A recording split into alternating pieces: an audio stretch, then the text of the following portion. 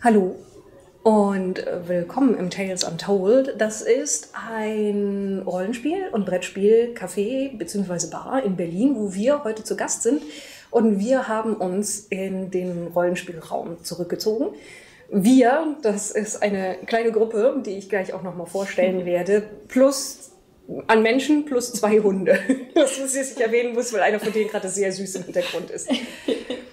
Und das Essen streitig macht. Ja, er hätte gerne was von dem Karottenkuchen, glaube ich. Und wir werden jetzt gleich auf Englisch weitermachen und die Sprache wechseln. Und der Grund dafür ist, dass unsere Spielleitung heute Durall ist. Und Jason versteht zwar Deutsch sehr gut, aber es wäre vielleicht ein bisschen gemein, ihn herauszufordern, auf Deutsch zu leiten.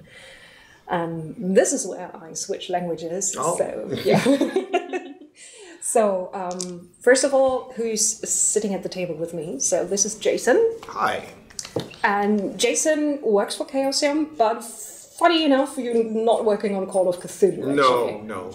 So. I work on everything. Well, many other things. RuneQuest, basic role-playing, and some other game lines, which I don't know that I can identify. So. Okay, not yet. But you wrote the adventure that you're going to run for us today. That's one you've written yourself. This is an original by me. Okay. Ooh.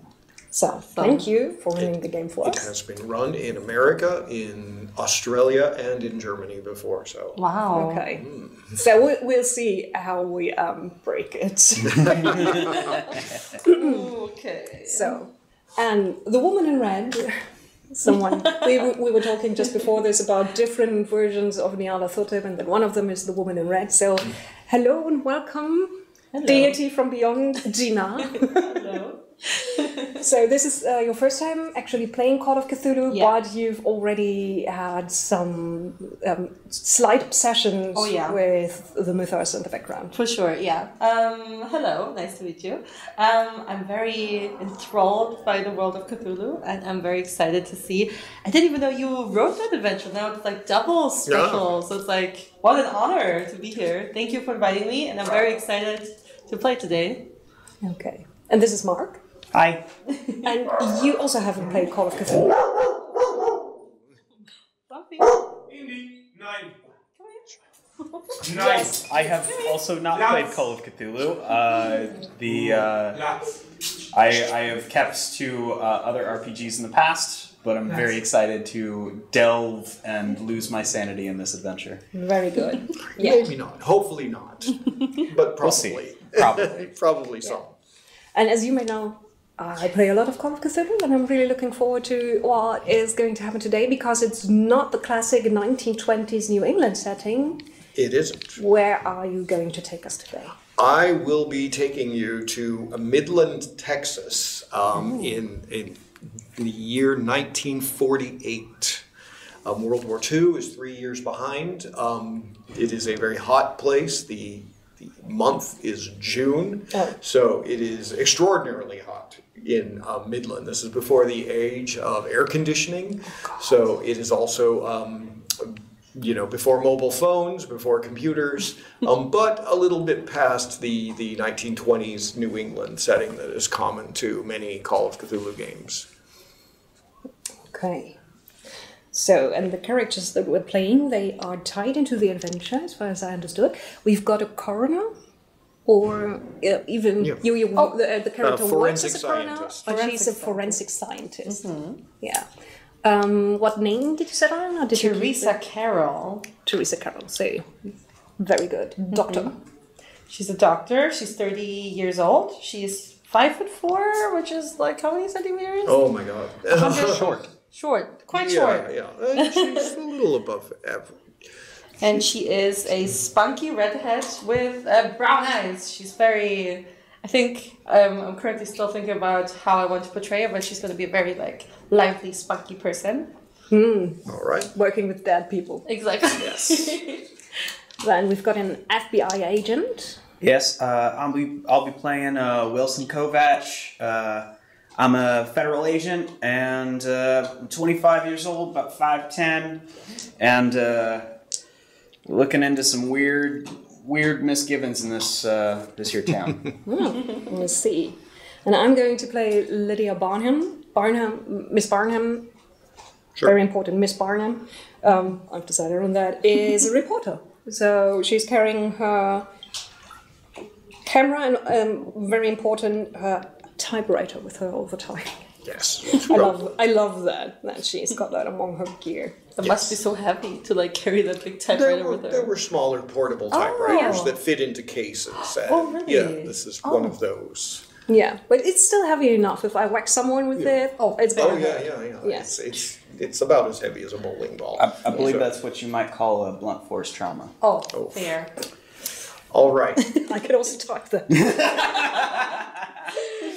Very nice. So, these are the 4 people we're going to play.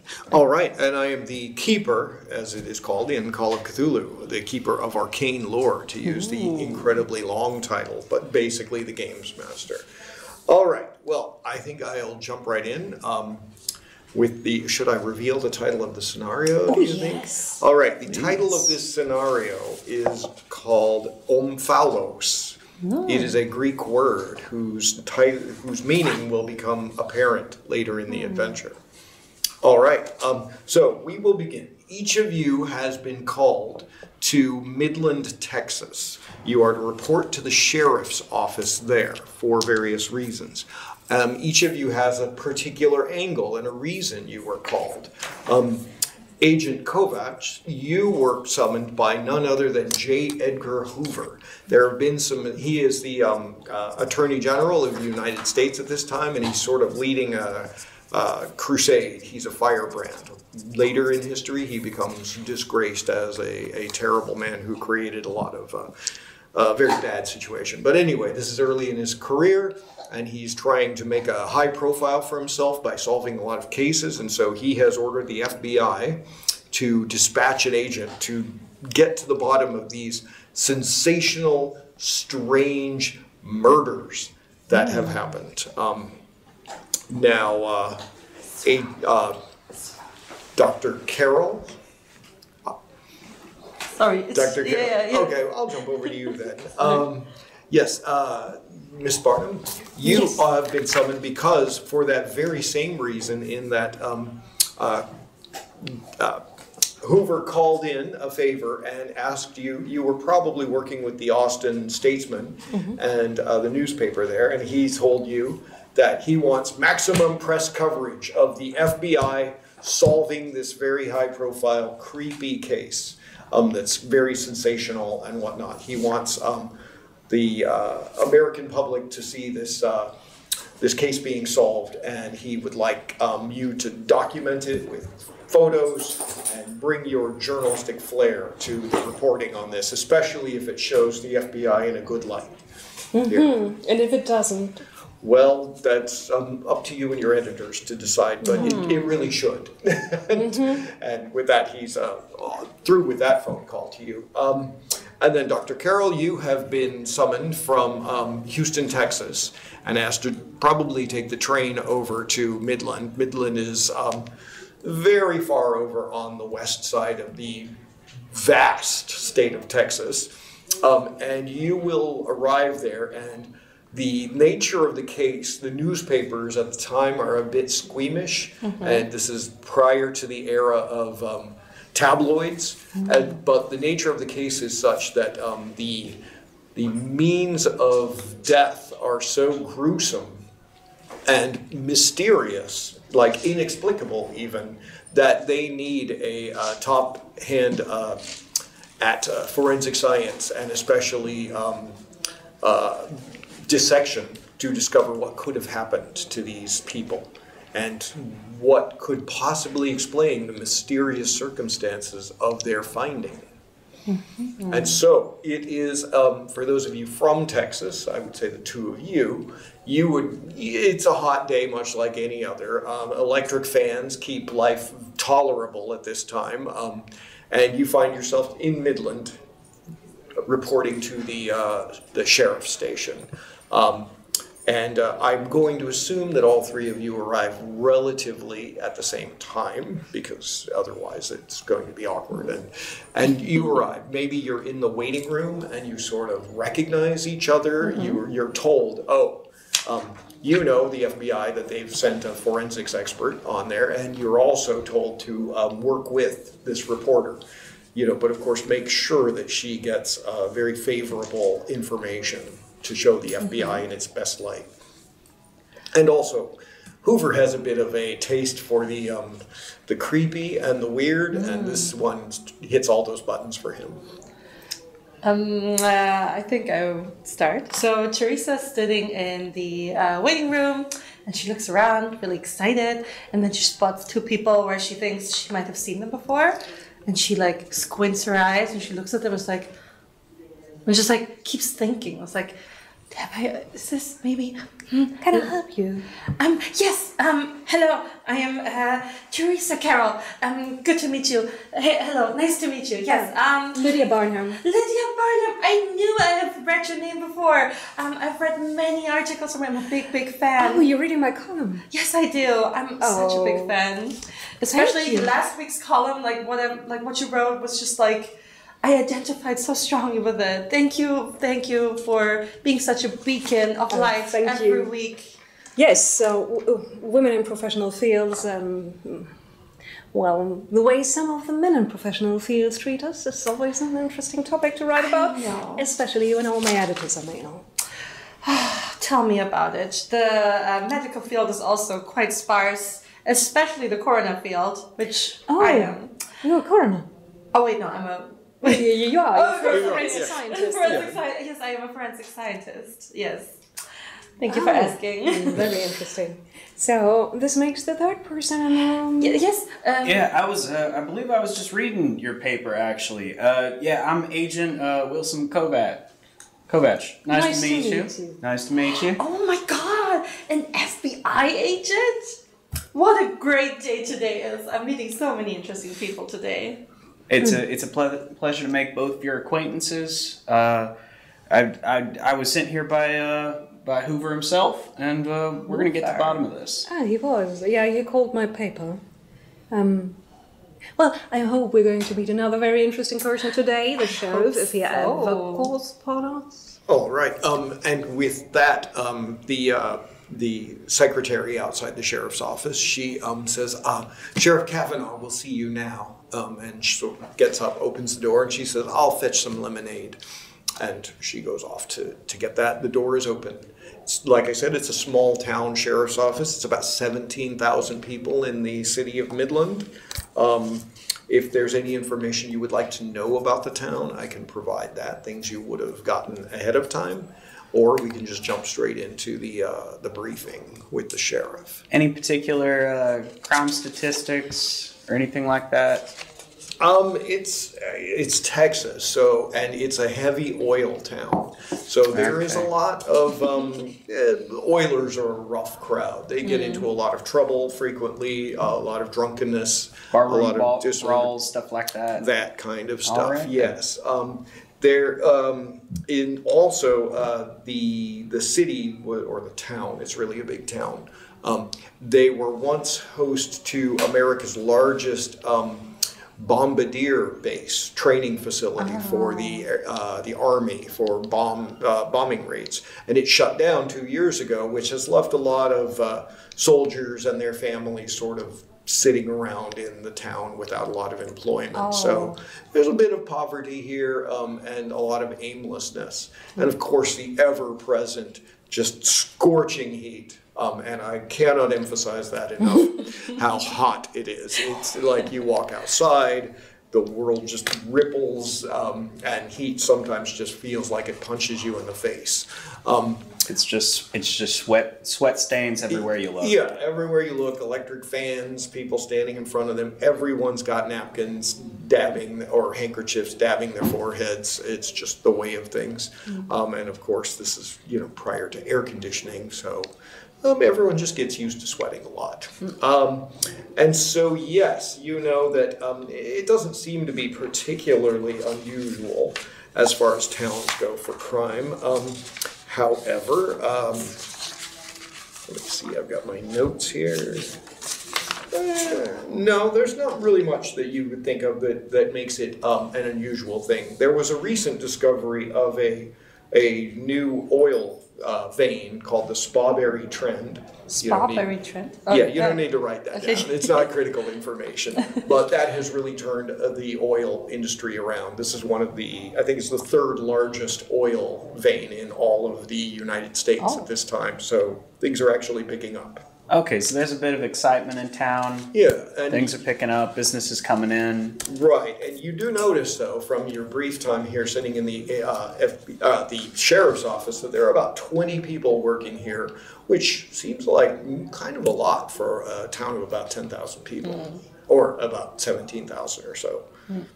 So that is what you know. And more of a law enforcement presence than I was expecting.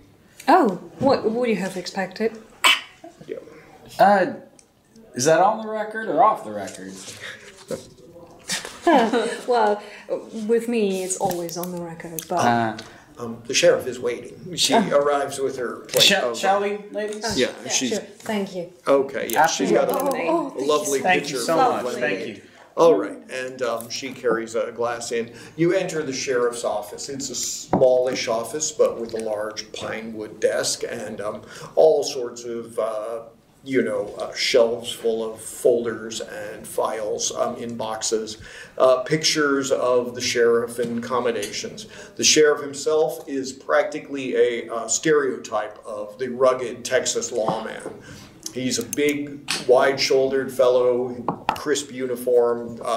His face is craggy and hard, and he's got very thick mutton chops, and his eyes sort of narrow as he looks at you. He had his feet up on his desk, but he stands up, of course, very polite, and reaches over to shake your hand and gives a slight nod to the ladies.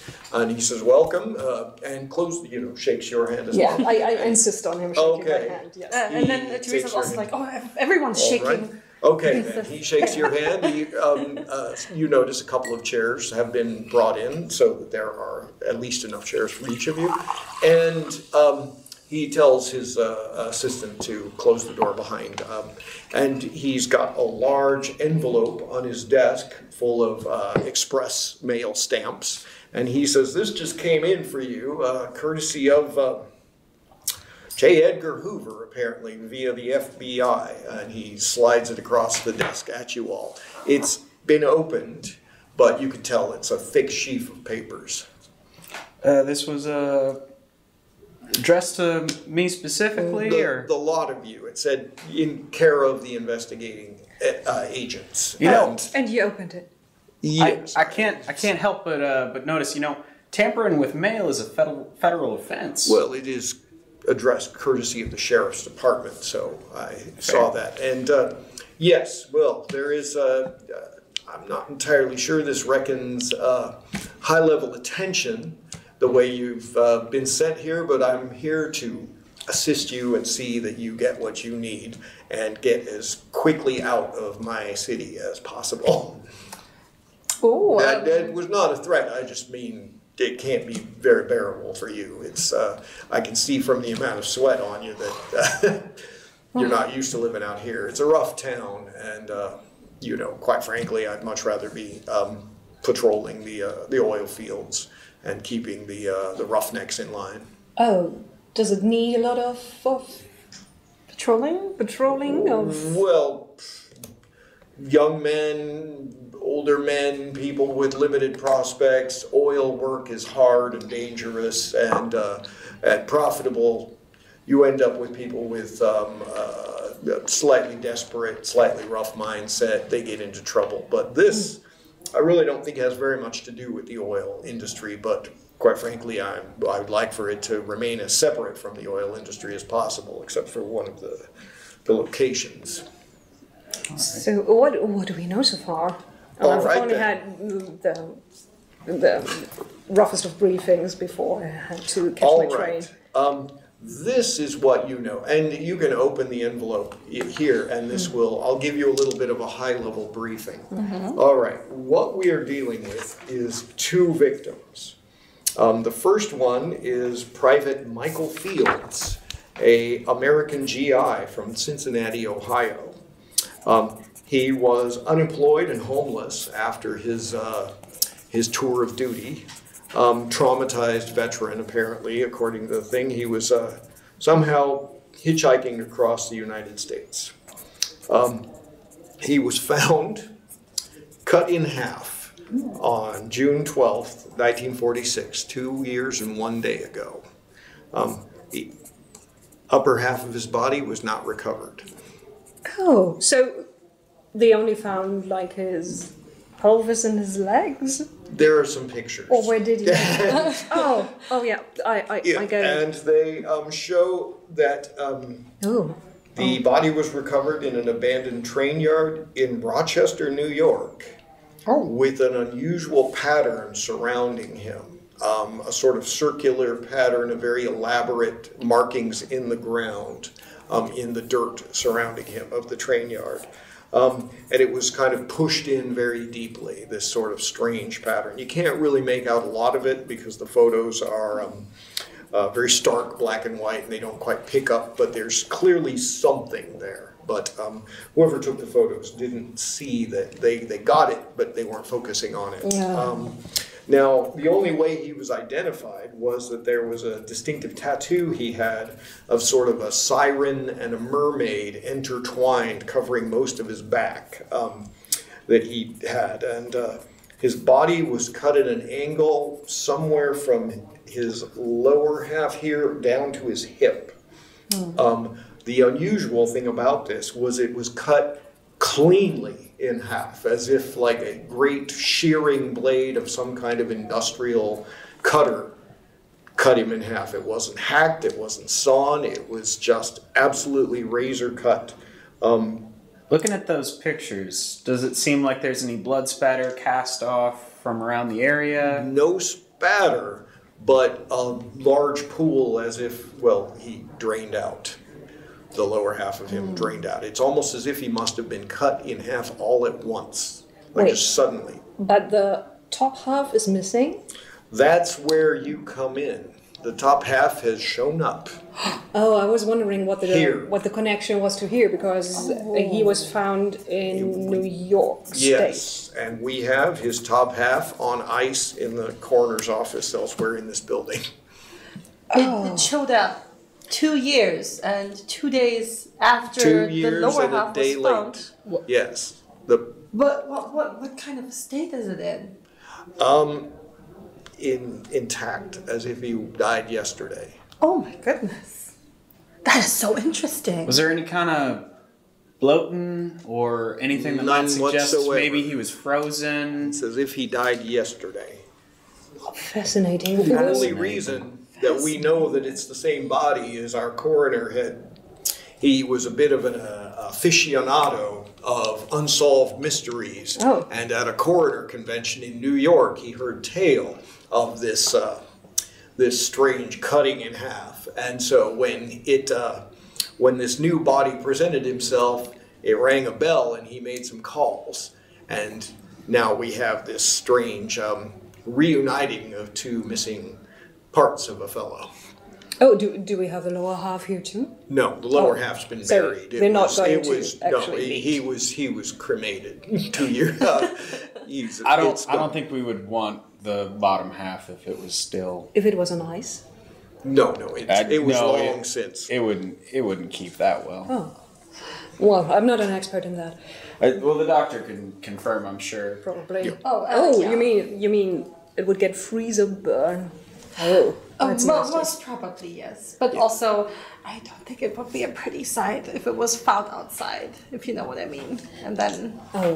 Yeah. Yeah, I'm sorry for interrupting you, Chief. Yeah. Where did they find the top half? Outside an oil refinery here in town. A refinery. Just to the northeast of town. Now, where they found it. I'll provide the details and directions. Where they found it. Now, I'm not from here. I'm from up in Arlington, but yeah. But just were there similar symbols drawn in the dirt around this one? There were. Yes. Oh. That's strange.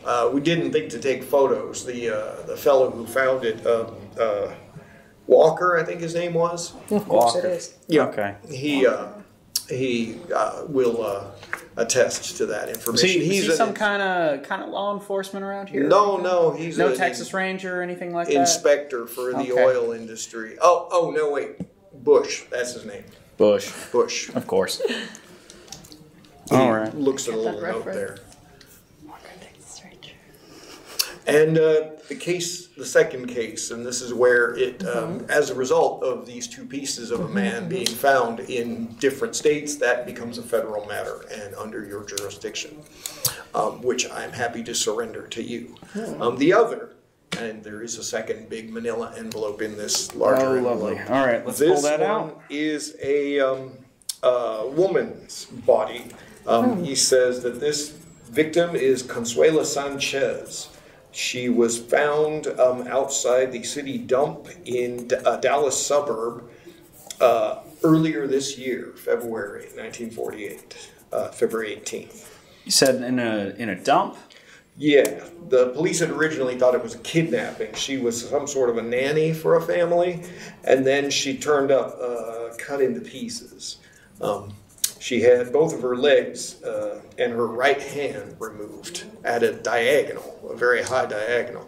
And you can see from the picture, it looks like something cut her from below one knee up through the thigh, and then the hand disappeared as if. And all of these cuts are much more visually clear, and they are like bone is severed instantly.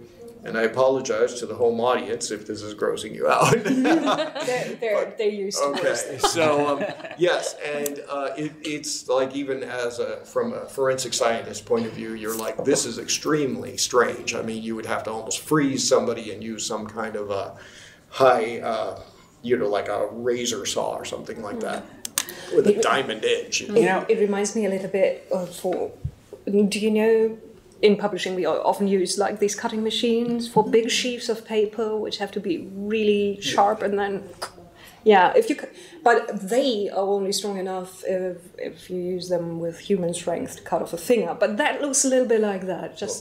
There are industrial ones that they use in the printing factories that cut those gigantic rolls of paper, and those do actually can sever several hundred sheets of paper at once. Yeah, they probably can cut a leg, but I think it would be a little bit more squished. They also, there's an enormous press to them where they hold the thing in, and I say this as a GM because I've worked in a printing company that did this. So they usually hold the press down, and there's so much force involved in keeping things still that you would have markings on the body if it were something like that. Fascinating. It must be an enormous force. With Consuela Sanchez, did they find the missing legs? Yes, in fact, 2 days ago in our very own city swimming pool. Fortunately, it was closed for the night, and it was during cleaning. Cleaner found her remains floating in the water. Oh, sorry, I didn't catch that. The top half was found where? Well, most of her body was found in Dallas. Oh, Dallas. 4 months ago, and her legs and her right hand were found in the swimming pool. That's good memory. Like 2 days ago. Sorry, you said which parts were found recently? Her legs and her hand. Legs and hand. The missing legs and hand.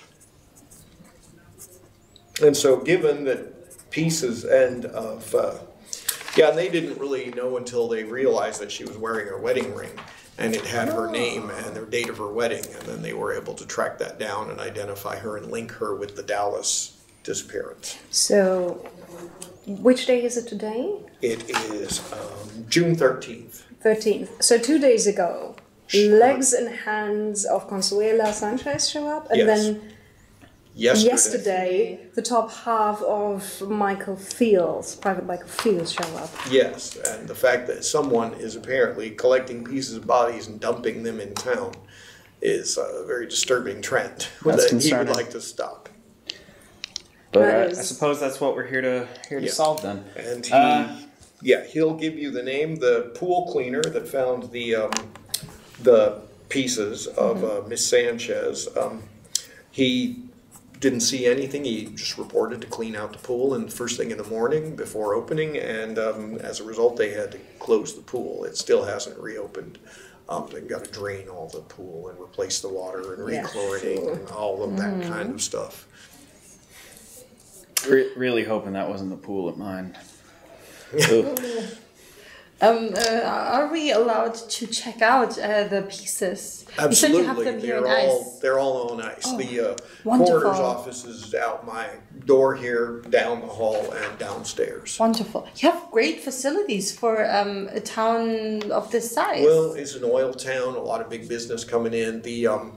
We also benefited from the fact that it was a bombardier training facility, the fort outside of town, and so a lot of money came in to take care of the soldiers and their families. That makes sense. So are any of your deputies or yourself ex-military or anything? I myself am, and he says, U.S. Army Ranger, thank you. But he says the others are just locals who didn't serve. In many cases, they were too old. I couldn't help but notice just you seem to be particularly well staffed for your demographic and size of your town. Well, there are gun runners.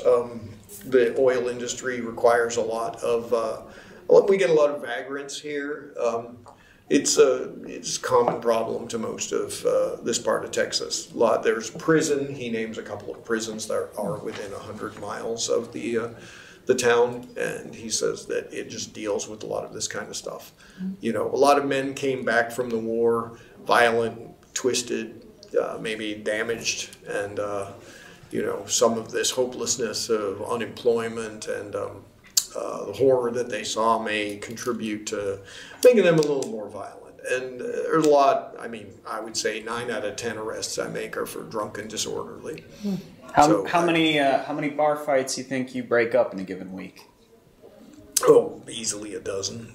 Do you think bar fights can cause a person to split in half? No, that's not what I'm thinking. I'm thinking, you know, just off the cusp.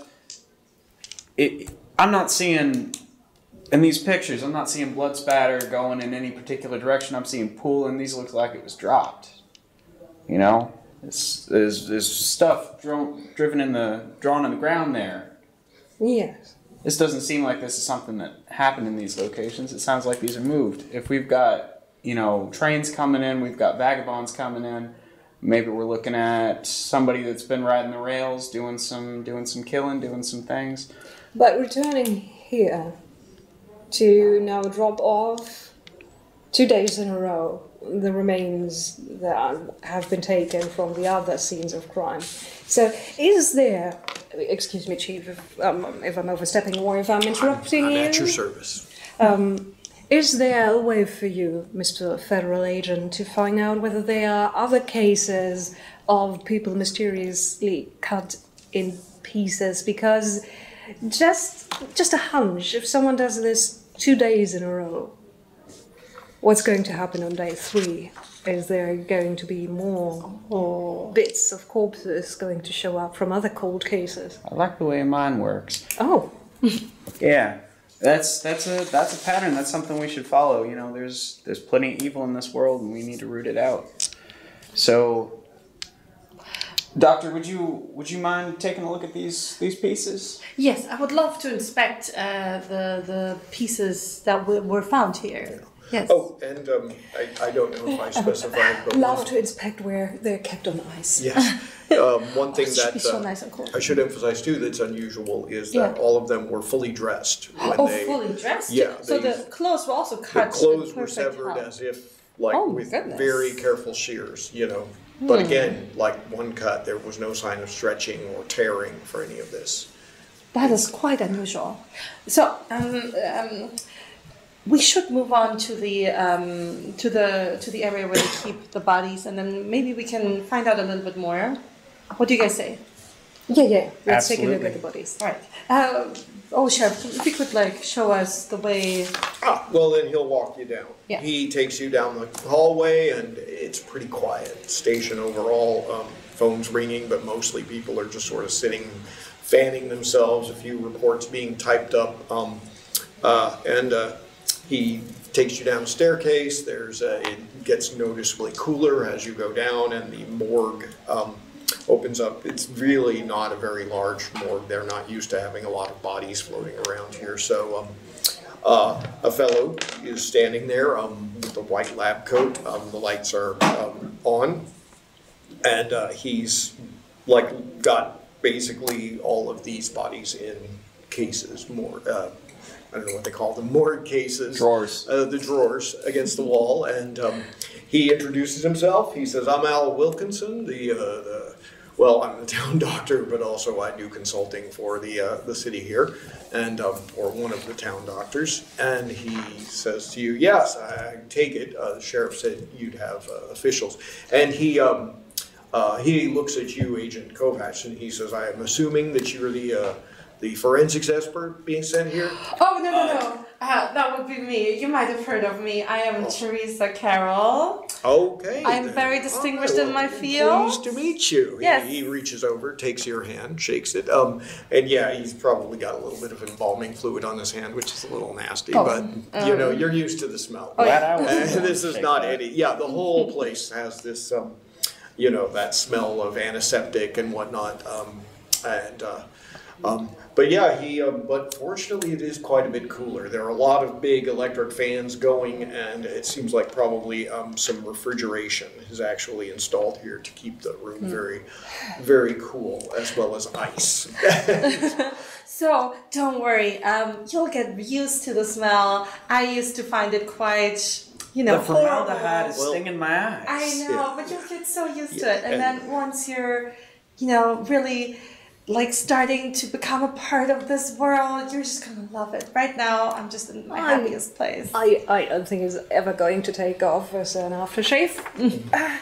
Yeah, and he says, "Well, want to see something kind of gruesome?" Oh, always! Please All right, share! then, apologies if you're not ready for it. There is some lotion over there, which I sometimes use to wipe my nose with to keep the smell out. You got some Vicks or some petroleum to go on there? Exactly so. And so calamine lotion in this case. It leaves a little white smear, but it's pretty useful for this. And he opens up two drawers. One of them has, you know, it's half a person under a cloth, and the other is, you know, he's actually sort of neatly arranged them down near the bottom, two legs that are sort of lying to the side of a little bump where a hand would be.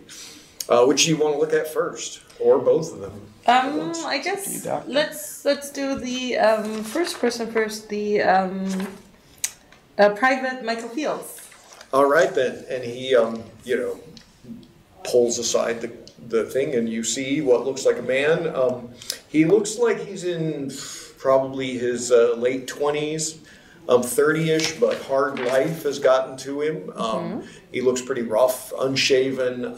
He clearly hadn't been bathed in a while. He's got a few tattoos on his arms, and then, you know, his most distinguishing feature is the fact that he has been severed in half.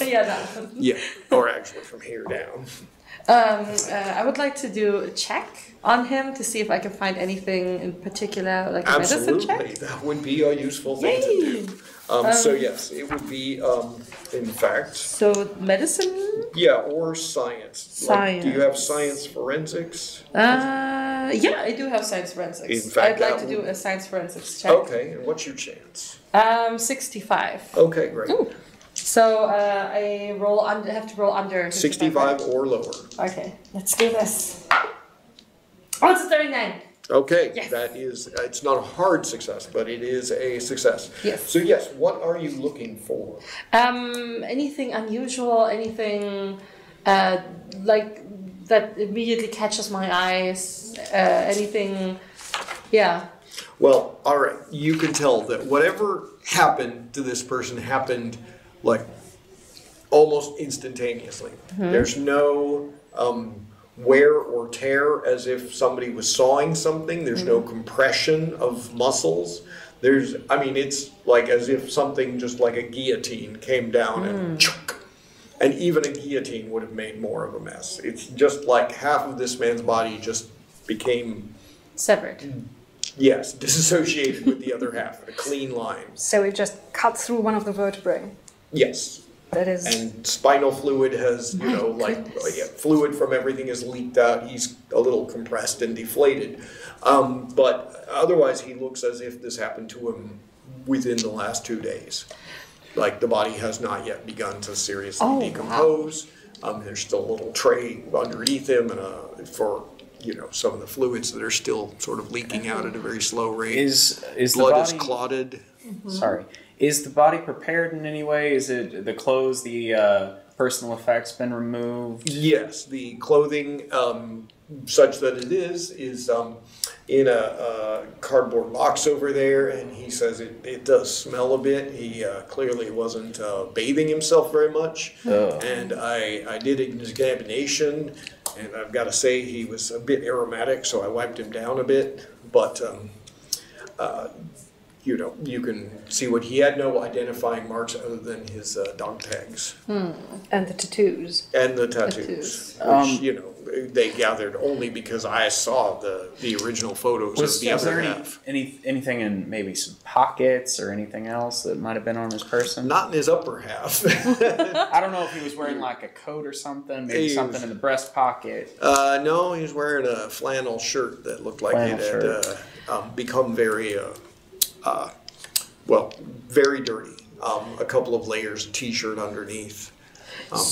Very stained. And he opens the box for you and Oh my goodness. That is that's rank. Yeah. You got some more of that stuff? Yeah, here. Yeah, thank you. And do you have gloves? Yes. Oh yes, yes. Thank you.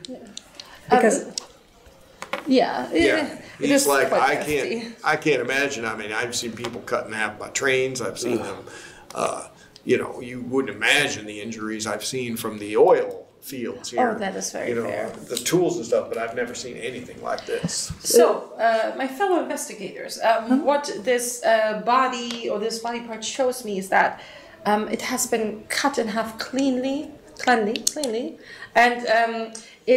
there's no signs of bruising, there's no signs of compression. It must have just happened in an instant. It is quite unusual. Like a sheet of glass fell down. Yeah, like a sheet of glass fell down. I'm gonna put on some gloves myself. I'm gonna take a look at his personal affects and pull out the clothes and look at the fabric along the cut and see if maybe there's any scorching, any kind of any change to the consistency of the material. If it's some kind of artificial fiber, then maybe... it's cotton and wool these days, and denim. Not denim for his shirt, but yeah, it's a cotton shirt. A cotton undershirt, no, wool flannel shirt, or flannel. Make me a forensics roll. Do you have that skill? I do not. Okay. Then... for you, that would be probably... spot hidden? Yeah, give me a spot hidden. He'll hand you a magnifying glass, and there's also a... that's a 22. So that's my spot hidden is 50%. So. Okay, awesome. So that's actually a hard success. Yeah, you. All right, you notice that there is none of that telltale signs of that, and the magnifying glass looks like this is as crisp and clean as if with a tailor's scissors. And then you're kind of curious, so you manage to pull a little swath of it, put it under an actual microscope, and blow it up. I mean, you don't need to get it gigantic, but you realize it has been. Like every single fiber has been cut just completely evenly. This is the cleanest cut I think I've ever seen in... Speaking of clean, is there blood on the... That's a good question. Is there blood on the edge where it's cut? Because then it happened so fast. On the bottom half, yes, where he drained, but on the top half, none at all. Wow. So that would indicate to me that whatever happened to him, like it didn't shoot off high velocity spatter or nothing.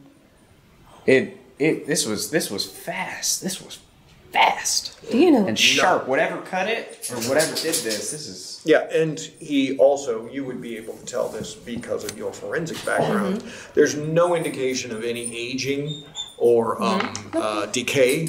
And certainly no signs, none of the telltale signs of if something had been frozen. I can tell. We were thinking about like different kinds of theories how this might have been preserved, but I can't tell. I can't see any signs of preserving. So it's not been frozen. It's not been. It's literally like it has been teleported from New York from 2 years ago into Midland, and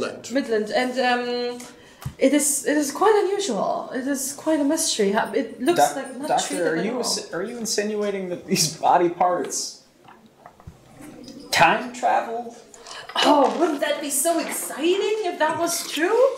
Just for the article, do you have any inkling of what could have done this, or are you lost right now? I would say it's too early to make a comment on record. Early to like. Now, Dr. Wilkinson, he volunteers, I think, and hear me out, I think it's a Frankenstein killer. I think somebody is cutting up bodies and he means to assemble them. I mean, look at this. You got the upper half of a man and you got two partly legs there for a lady and a hand. Oh, that's so intriguing. I think the pieces speak for themselves. But just thinking like the person who might have done this. I will just try it on. If I wanted to create a Frankenstein monster, why would I cut it diagonally? That's a good question. That's a very good question. I mean, if I was going to cut someone up, I'd be doing it along 90-degree angles. I'd be doing something. Also, I would cut them at joints. At joints, yeah, that's much easier and easier to put together again. Just maybe something like that's a fair point. Spliced rope. You know, maybe at that same point, why would they be picking man, woman? I'm looking at these two bodies.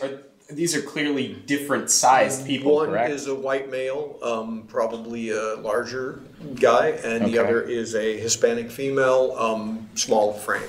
Yeah. Based on the size. I don't think of these her bodies would match up. Just clock in their general sizes. If I put his arm next to her arm, I don't think those bones would line up. Yeah. If you put him on that kind of legs, it would look like a corgi line. My fellow investigators, I feel like you're lacking fantasy and imagination. What if he was trying to make a cabinet of curious body parts? Did a scientist just tell us to have imagination? Yeah, she did.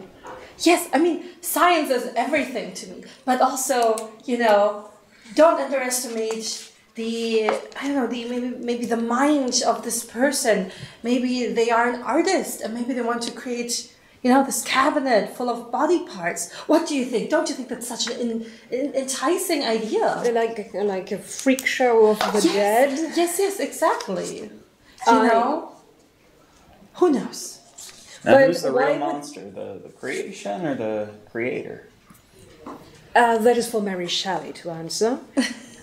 But good book. Oh, you actually read it? Yeah. Oh, amazing. Most people only know basically the word Frankenstein and they use it, but they don't actually know where it's from. And there was a woman who wrote this very particular story. I didn't know it was a woman. That's so fascinating. Mary Shelley, yes. I always thought I knew a man named Shelley growing up. I just assumed it was a man. Huh. Yeah, well, she did have a husband who was also an author. But I digress. Yes. If I was working on a cabinet of curious body parts, I would not leave them lying around or drop them in a pool. That is true. That is a big hole in my theory. I'll rethink that maybe. So scratch that from the article, please. Honestly, it looks a little bit like accidents to me, but accidents of a kind that I cannot imagine what forces, what contraptions could do this. But now this just severing a torso diagonally and shearing of legs by the different heights in one hand, it does not look like someone planned where to cut. Excuse me. There's a knock at the door. Oh, As if, but like inside, and you realize that as you've been talking so passionately here, Sheriff Kavanaugh has come back. He's holding his hat in his hands and one hand over his nose, and he says, beg pardon, but there's been another. Another? As I Yes, and we have... That is terrible, of course. Oh, yes, quite terrible. Yes, in fact... Can you take us to the scene of the crime, please? That would be, yes, out at the Sharps Hughes Tool Company oil fields. I was actually just about to say, if these occurred at such a fast speed, maybe this is some kind of industrial accident. Maybe someone's trying to cover something up, or maybe there was a brawl fight inside the factory. Well, I'm driving there right now. So if you would like a ride, I'm happy to give you one. If you got a vehicle of your own, then... That is a good question. Yeah. Do I have a vehicle? You would probably have been given a rental vehicle. I'm going to guess that you were flown into Odessa, rented a car, and came in. Okay. And you two, Dr. Carroll, you may own your own car, or you could have taken the train over, and you probably also a rental car. So we'll assume that, because they don't really have a car rental in a town of this size. But in Odessa, they would. Yes. Before we leave, can I just quickly check the other body before we leave? For anything that, like, maybe if I see anything new or different compared to this one. Well, I got you, Sheriff. Do you have an extra portable light and siren that I can put in my vehicle? He can see about... he can give you a megaphone, but the sirens and lights are affixed to the tops of the vehicles Had here. to ask. Yeah, they don't have like detective style where you like pop it on the top and go. This is a little more. Do you have a radio? So yeah. when we're out in the oil field, we might make contact He with you. he can give you a radio. Excellent. And it's like a boxy thing with a little Would you mind? pickup. They don't have a lot of high-tech equipment out here. And just I realized I failed to give you a specific map of Midland, Texas. Awesome, Lovely, an American city. Yes. It's all blocks. It's all blocks. Yes, it's squares, all but no one could actually agree on how to align them. Yeah. Yes, and of course the north is off It's to the skewed, side there. Yeah, skewed. May I quickly do my check? Absolutely. Oh no. That's an 89. What skill were you rolling 65. again? For your forensics again? 65. Okay, now do you want to was push it? And No, I think okay. I don't think we're gonna probably learn anything dramatically new. And from the second body. the remains, if you want to take a little bit of time, the remains of Consuela. Miss Consuela, they are. It's pretty much two legs and a hand. It looks like it was severed. Right hand, just above the wrist, but at an angle where it is again almost as if she were laying down and something came across her at a strange angle and just cut neatly through everything at a slight incline as well. So it wasn't even straight vertical. It was like, if you can imagine. Yeah. Yes, I can. All right. What were we forgetting? I have my cute little car outside. Okay. Did they have like the Beatles then already? Oh, yes. And also, the where is... Volkswagen Beatles? Not at this time. It's not damn a it. popular car in America. I would imagine that would be the antithesis of what Americans would be buying. Yes. Oh, that's a fair. couple years after World War II. Fair. Never And mind. I do a actually- cute-looking car like a Beetle. Yes. I do actually have some pictures here. Oh, of all what, right. I was about to say, at the time, even Americans managed to make cute little cars. Oh. Yes. But these, in fact, this is a photo of downtown. This is the best I could find of Midland, Texas in the era with some period-appropriate cars. That's nice. And I'll just throw this out there if Thank you feel you. like using it. The car on the left, I think, is a very, Maybe we can show it. very common vehicle. Yes. Of the time. Oh, he has these, in he has fact. them. I'm imagining that's what my rental car would look like about. Yes, and then I've got some other pictures, but I'll save them for opportune moments. All right, but I shan't forget them. All right, then. Sheriff Kavanaugh, he can either give you directions or you can ride with him or some combination of that you can follow him. What would you prefer to do? I'd like to follow him in my own car. Yes. All right then. May I ride with one of you? Yes, of course. Okay. Absolutely. Which It would be ridiculous to use 3 different cars for 3 that different is- people. That is Okay, true. then Let me just... Now, that sounds almost communist. Does it? 3 cars, 3 people, it only makes sense. 4. So you technically. are all for wasting precious American It's fuel. He is looking at you rather curiously because this is oil country. you use as much as you got endless supplies. So it's America in the 1950s. Yeah, but I'm weird. I'm also for union power, which I probably shouldn't say. Anyway, you can hear it. All right. Yeah. Well, if you insist, I can drive myself, but No. I would prefer You can absolutely. I'm sure there's extra room. I think that radio is going to take up the entire back seat. But you can sit. It's You just can a sit. box. Yeah. It's like a big I would- shoebox. I would- Inside. It's not that. Yeah. I would prefer to not drive myself, thank you. All right. So then, by one means or another, you make yourself to the northeast of town, where you drive up to the Sharps Hughes Tool Company oil fields, an actual real location of the Sharps Used Tool Company oil fields. Yeah, there's I wrote that down. That is amazing. Sharps Used Tool Sharps- Company Sharps. oil fields. Do I want my oil field to be run by people who are known for used tools? No, Hughes. Hughes. Sharps Sharps. dash Hughes. That makes more Oh, sense. yeah.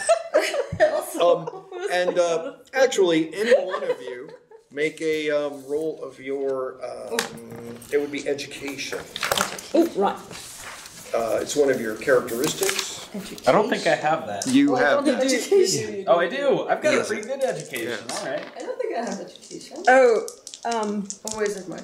I would use Where's 2 it? points of luck. Education. Okay. I mean, it's not a critical okay. thing, Oh, but You're very Yep. high. But if they make it... yes, you will feel humiliated Yes. being a reporter and having. Exactly. Okay, so I got a 32, and my education is 75.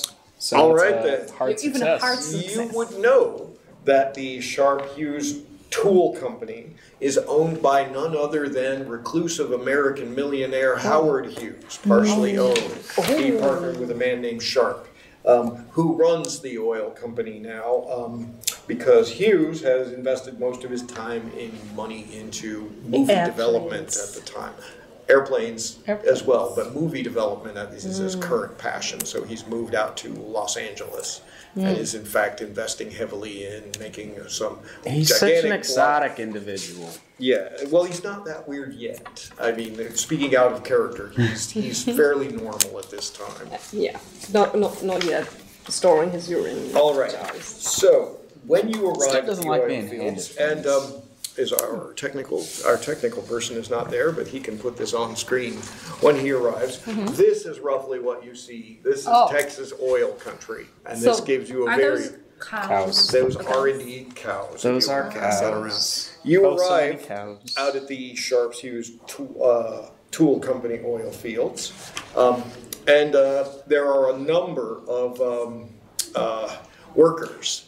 They're just hanging around in their trucks, and their cars are just basically in this gravel parking lot outside. They're sitting around fanning themselves, drinking coffee. Some of them drinking beer, and they look very, very disgruntled and annoyed that they are forced to sit out here. The sign on the door and the gate leading up to the oil company, it says closed. And so the rigs, normally these things go pretty much 24/7, pumping oil all the time. Fields are all quiet, and none of the rigs in this particular field are moving at this time. Oh.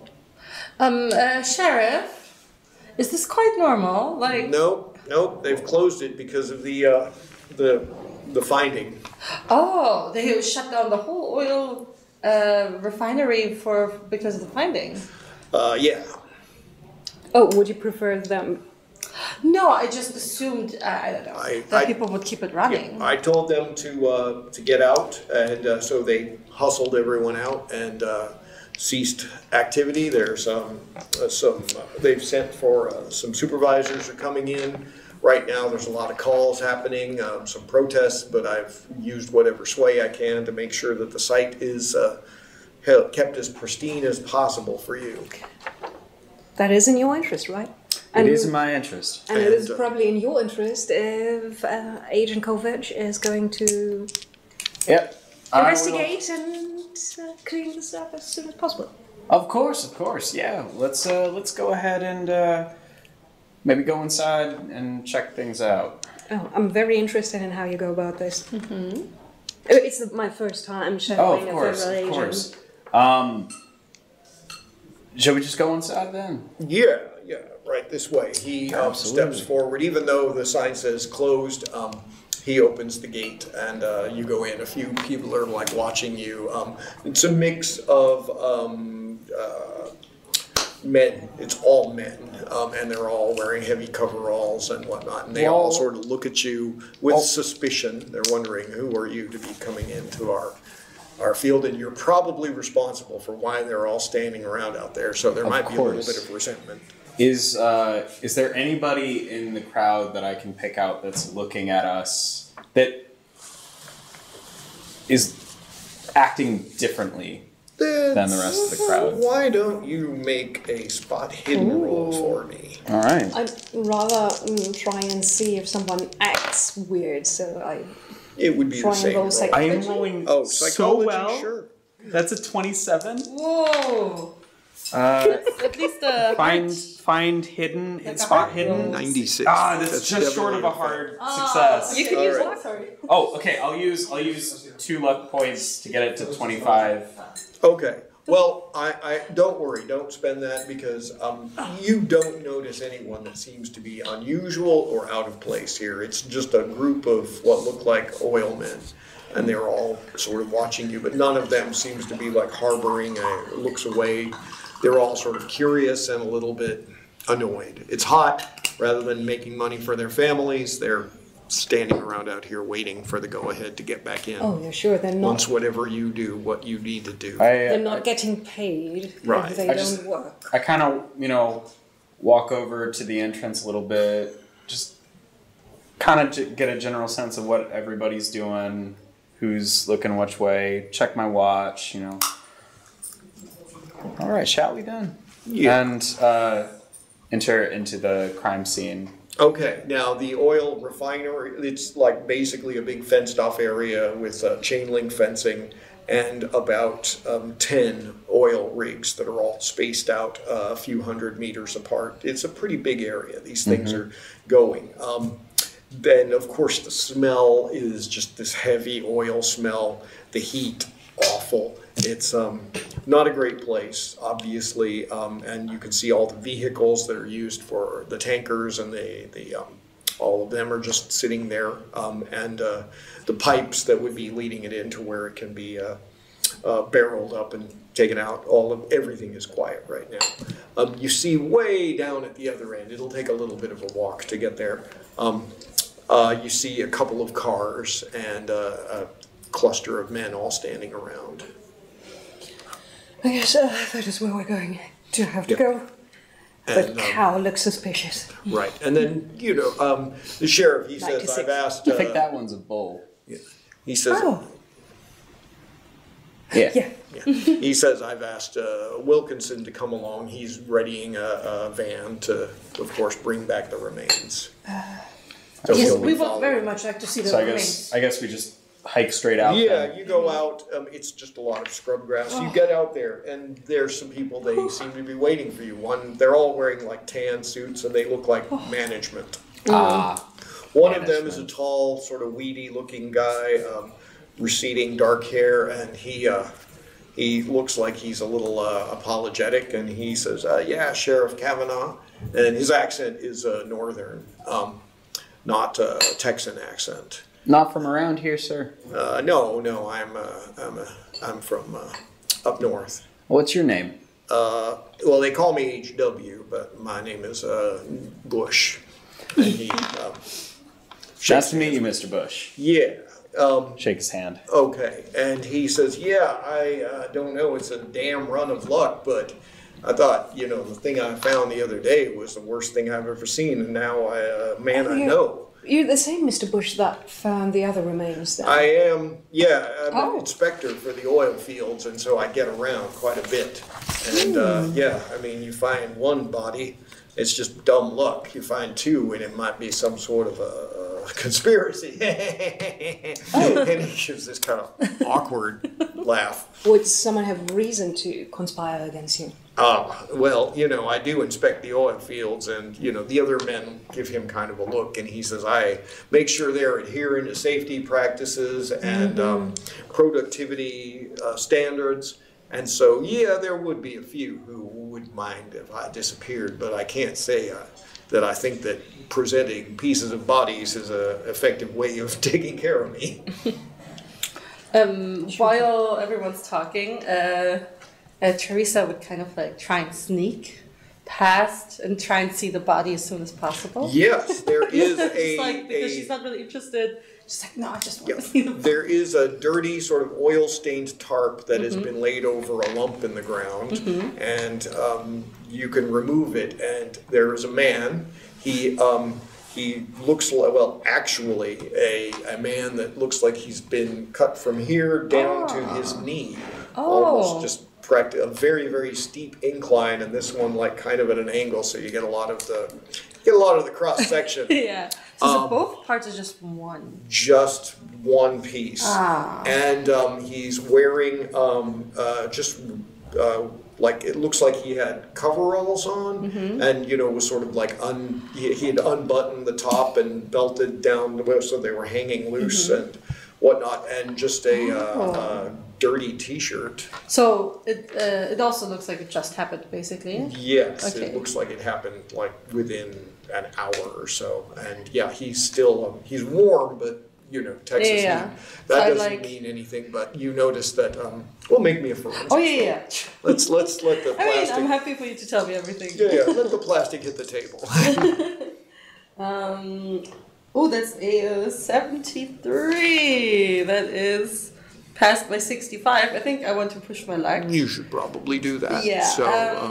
Or you can just spend luck points. That would be another easy way to get Oh wait, that. how much do I have to spend? 73, 65, 8 points. 8 points. Oh yeah, yeah. Luck That's points, what I. Oh sorry, that's what I meant. Okay. What's the other one again? There's that's where I have pushing your luck. bad consequences. Yes, Yeah. No, I will spend And luck since points. this is not really a crisis situation, you don't really have an instance of like if you push your luck, it's not like there can be consequences. So you would spend some points of luck.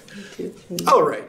You realize that yes, he's still draining out. His blood hasn't clotted, and there's no rigor mortis has not set in. Any of the normal signs, even some of his muscles, have not started that relaxing process. Like normally, your body gets kind of rigid, and then you start relaxing, and that process is still to come. As a matter of fact, yeah, and you can see from the contents of his stomach, which are readily available to you. Looks like a lot of that consisted of beer and whiskey. Oh my from goodness. the smell. Basically, the visual is that she just like walked past everyone, and then she just like stands like this, looking under the tarp, and then she drops it a bit, and then she looks like, Mr. Bush, sorry to disturb you. You said this is someone you know. Yeah, that's Derek Colby. Derek Colby. He works here. When was the last time you saw him? I personally haven't seen him, but these two say that he didn't show up for work yesterday. Right, okay. So I see. it's bits of him that are identifiable. Yeah, his face. Oh yeah, I haven't seen underneath the tarp since we had. Are you going to you lift found the the other tarp one. further? Yes, I'm like, Okay. my fellow investigators, please join me here in looking at this body. And we have now your first sanity roll. Because really? presenting that, you don't need to worry about it. Oh. You're a forensic scientist. Okay. You've seen, this is pretty freaky. But actually, in fact, I will have each of you make a sanity roll versus your current sanity. I made it. You made it. You're great. Okay, so you have to roll under your current sanity? Yes. Yeah. Okay, so my current sanity is... It's in this long Is that the box. 49 or the 50? Or It's 50. Up high. Okay, it's 50. Yeah. It's sort of printed in Okay. very pale gray. So it's not that's... visible. Ah, okay. Hold on. Can't read your dice. That's I think supposed to be... The 0. Is that the 0? Yeah, that's the 0. Okay. And then a 5. All right. Oh. It's not a critical success. It just means you're fine. And how about you? I'd like you to make one too. Just Me too? because it's a little, you'll have much lower consequences if Okay. you fail it. No. Anyway, roll so horribly. So I do have a 77, and my sanity is at 49. Okay, so you will lose. It's actually probably at 50. The little box is around the 50, so okay. you'll lose 1 point. Okay. So Okay. now circle 49 Yep. as your current total. I just had to check to see if there was a 0 on this because usually that's the high number, and I was like, but that's the percentile. So yeah, that was the double 0. Okay, Okay. So double 0 plus in the 5, that's total of 5, correct? That's 5. Okay. Okay, cool. Yes, it's not 500. Percentiles I am always like a little iffy with. I Yes, don't really there's remember. a lot of controversy over how to read. Yeah, the whether tens dice. the getting like all zeros is a 100. Is it a or 100 or is it? 1, But it's not 1. Or 10. Is it 10 or it's? Yeah, sorry, is it 10 or For is me, it it's 100? 100. Okay. You know, that's the only thing that makes sense to me. The worst And so 10 and 0 is 10. Yeah. All right. Are there symbols? Yeah, that's what I want to know too. In fact, there are. There are around Yes. him? On the Yes, floor? it's almost as if something out here in the dirt. There are a lot of footprints around because this is a working oil field, and some stains of oil. But yes, there is a very clear. It is a circle about 2 yards or 2 meters surrounding him, and about this far, a foot in the U.S. parlance, but I would say about 33 centimeters if that's more comfortable. And it seems to have been this sort of odd shape. It's some sort of it's almost like a lot of pieces of something that have been put together. Like assembled, and it's pressed down very hard and imprinted into the ground. Well, what does it look? If I may, Doctor, I would take a few pictures Yes, of please. this. So, using my camera. And the German version, even in the 7th, they kept photography as a skill. So, what I roll on art and craft? Or... It would probably. Would that be under the skills that's over on the side? Maybe that's. No, it's not a Okay. weapon skill. Okay. No, I was thinking like these are. No, those are No, all it's just- combat skills. General. Oh, or they're okay. the overflow. They're still general skills, but Are there any in the list here? no, archaeology, art and craft, acting, art and craft. Art and craft default, and then I've got another art and craft, but it doesn't say which exactly, which is at 35. So there's another one that I learned that might be photography. For the purpose of this, if you're just taking some standard photos, let's just call it your. Just make me a intelligence roll to see how well you are able to document this. Lydia is very smart. It was 75. 41. All right then, wonderful. You take some good shots. Yeah. And you get that. Of the body and- parts, of the markings in the ground. Yeah, and the Bush, he tells you, he says, I think I did see the people who dropped that there. You did. You did. did. What'd you see? Well, there were 2 men. They were they looked like they were sort of mingling around here, standing near it. I thought at first they were. I thought I was seeing the same guy twice, like twins. I think tall, kind of sandy-haired, balding. They were wearing sunglasses, like round mirrored sunglasses, and in suits. They moved kind of strange, like they were. I should switch back my accent. He's got a New England accent. They moved kind of strange. They had they were synchronized, like those Busby at Berkeley swimmers, you know, that my wife Barbara and I like to watch on at the movie theaters. They moved very strangely, like they were in synchronization together.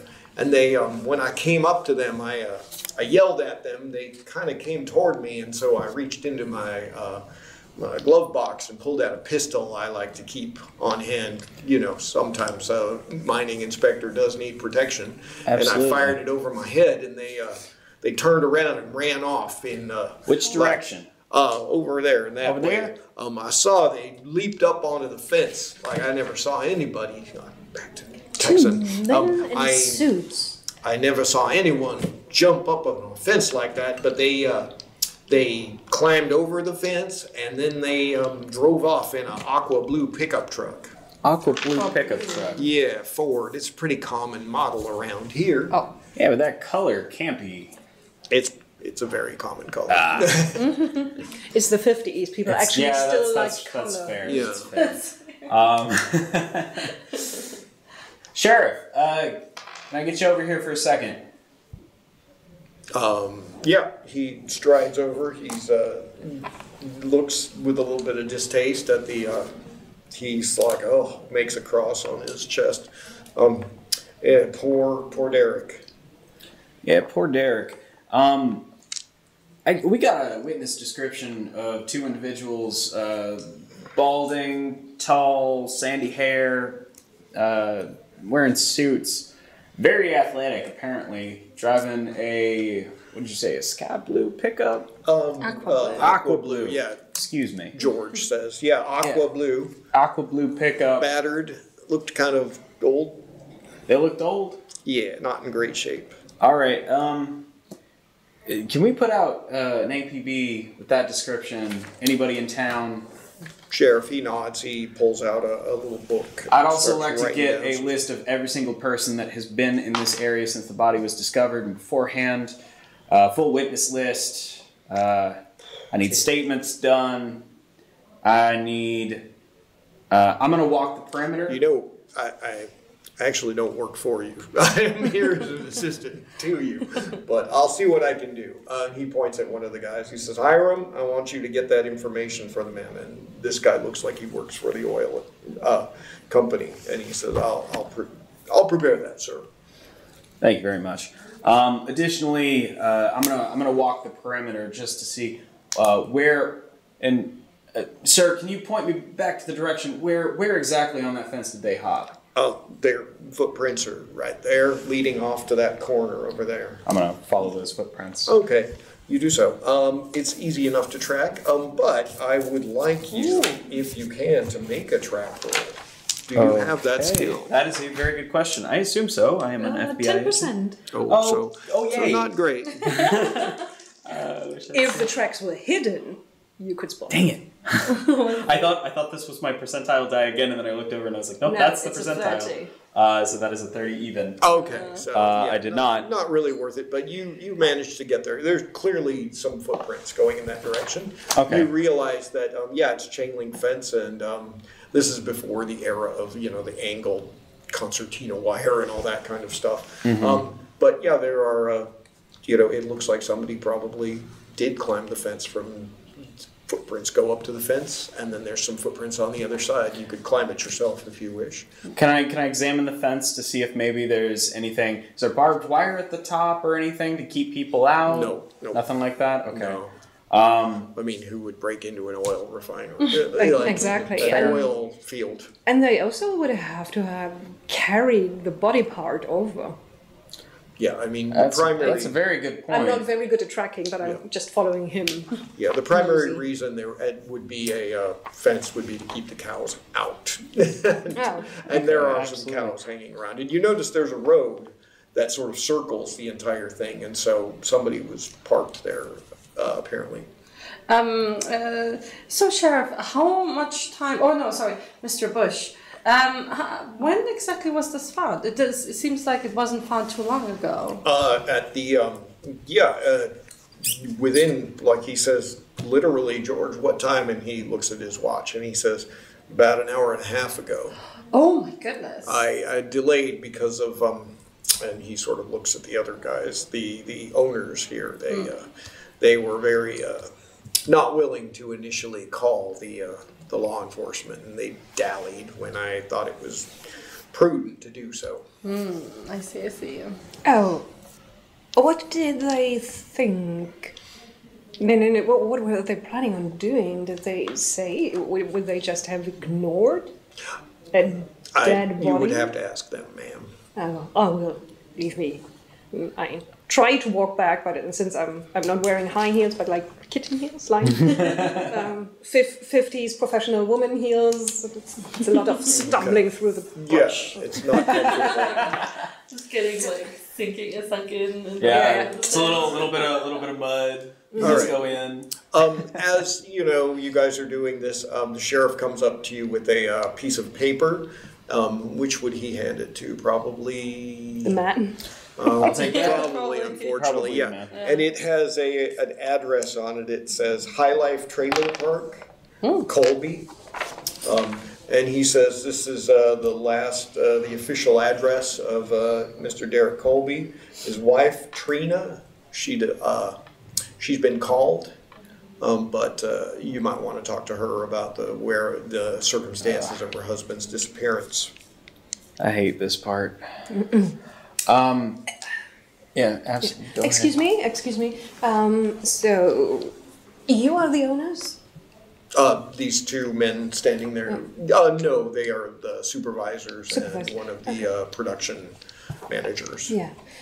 So you, as the supervisors, managers, do you have a statement for what is happening here? We have no statement at this No time. statement? We'll have to call our offices and the public relations spokesperson will make an announcement about that. This has nothing whatsoever to do with Mr. Hughes or Mr. Sharp, I should guarantee. Nothing to do with Mr. Hughes and Mr. Sharp. And yes, this is clearly perhaps the work of some sort of industrial saboteur. Industrial saboteur? What makes you think that? Well, you know, this weird propensity for depositing body parts in our oil field makes it seem as if it's unsafe. On your oil field? That's a good point there.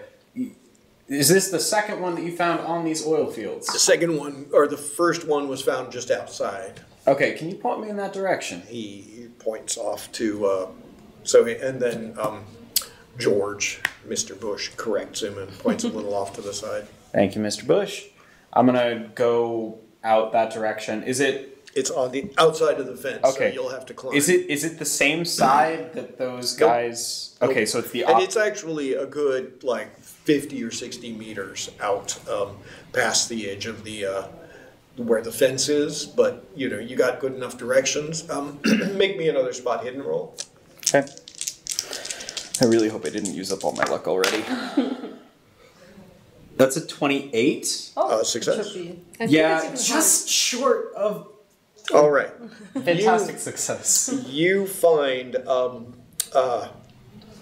another set of this sort of impression in this circle, and it's got obviously footprints have crossed it and walked all over it, and there's tire tracks nearby but this is like out in the scrub dirt with just tumbleweeds and little bushes and cheat grass and whatnot out here. Okay. So, sorry, can you repeat that? It went in one ear, not the other. Oh, it's just grass. I mean, it's like nothing out here. Yeah. Cow pets. This is okay. yeah. Okay. Cow patties, and there is a lot of cow stuff. Cow stuff. General cow stuff. Yes. As a matter of fact, the cows are kind of curious about you, but none of them come near. Okay, none of them... Yeah, there's obviously a big blood. So I found the location that the other body was. Is there any residual markings on the Other than ground? the big ugly stain and the big stamp of this round thing Okay, the last body that was found here, how long ago was that found here? 2 days. Okay, 2 days. So it's been 2 days. It stayed... Do I see any cow tracks that look like it's gone through that area? None at all. That's particular. I mean, there's some old ones, Peculiar. but nothing that looks like recent, and when nothing when pressing into it. I approach it. I approach the area. I try and examine the area, look to see if there's anything strange. Is there anything growing in that area? Is there any weird smells? Anything of the sort? All right. I can tell you, first of all, you just don't see anything that looks like it's growing out of the ordinary here. But I would like you to make a roll of your power. Okay. Power is sort of your will force, your personal energy. That's a 92. So no, that did not work. Nothing at all. Just I am not powerful. You hear some crickets chirping and see a tumbleweed go by, but nothing. Can we? Oh, oops. Is it the same symbols like the Yes. ones? Oh, do the symbols look like something we recognize? Nothing you recognize. Okay. No. But they're the same in the photographs from the coroner's reports from the previous things. And although there weren't any photos of the woman's body, she was found like in a city dump, and there was just too much stuff around, and nobody thought to try to document like pressings in there. But it looks like the stuff from the guy 2 years ago. Miss, do you think you can get... Do you think you could get... I've wandered a decent way away at this point, so I'm kind of like low-key shouting. Do you think you could get some photographs of these imprints of the various body locations? Oh yeah, sure. How do I get on the other side of the fence? I had to climb it. Oh, I looked down at my skirt. That will not do. All right. Then George volunteers to drive you. He's So yeah, he's got a car. A car, and it says like Small Jeep. No Jeeps at this time. I mean, they do exist, but there wouldn't be one in Texas because it's very hot. So yes.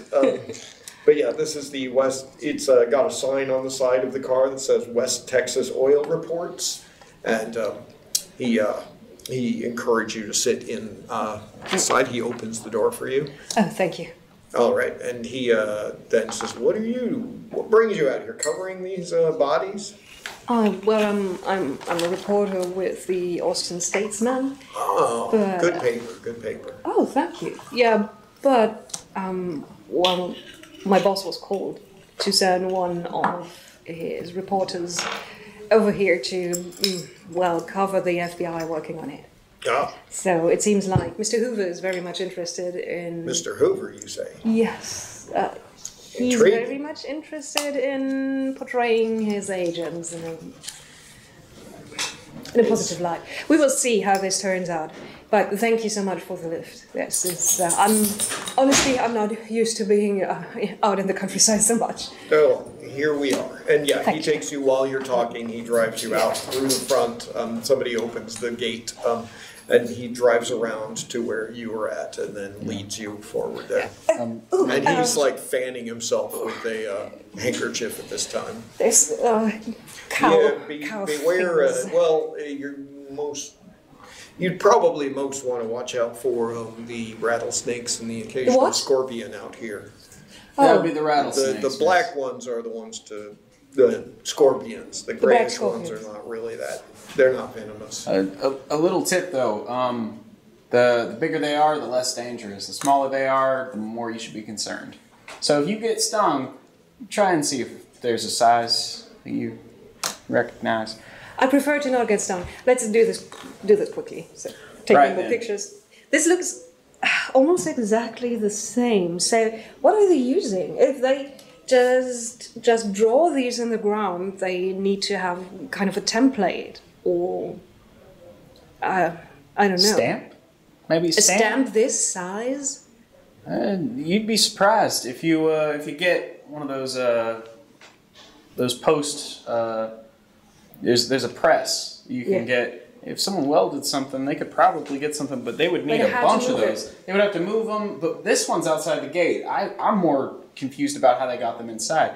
I'm just trying to figure out You know, how they jump that fence is how tall? You jumped it. It's about 2.5 meters, or about 7.5 feet. I'm only about How did they get the body across? 178. That is a big question, and I'm asking too. Maybe there's a hole somewhere in the fence where they got in that we haven't found yet. I think I've covered everything. Would you like to walk the perimeter with me? Oh, Maybe in different shoes. and maybe... Is there some time of the day where it's less hot and there's not the danger of meeting scorpions? I think as the temperature drops, the likelihood of dangerous rattlesnakes and scorpions increases, not decreases. Oh yeah, I do know why I work in the city. Yes, I would prefer to not walk the perimeter with you. That's fair. All right, so tell me, what is your next plan? We should probably talk to Trina, the wife of Derek Colby, and find out about his whereabouts. Before we go We do should- that, I'm gonna walk the perimeter of the fence, see if Okay. there's any holes anywhere in the fence that Okay. a person could fit through. All right, you don't need to make a spot hidden roll. You don't see anything of the sort. I mean, if you make a spot hidden roll, you might see something that somebody had concealed, or like an old, but your initial report is that you don't see anything like that. So, after getting back, we should get Derek Colby, or rather the bits that we have of him on ice. As you are Yes, for talking sure. and doing this, van shows up with Coroner Wilkinson, and he has got a gurney, and he'll do all of that for you. And also, maybe Agent Kovac can phone someone and find out if there's been bits of Derek Colby showing up somewhere else. That is a good idea. Once we get back to the police station, I'll be happy to give a shout to Washington. Maybe they can reach out. Oh. Yeah, I'm sorry. I overstepped. I know.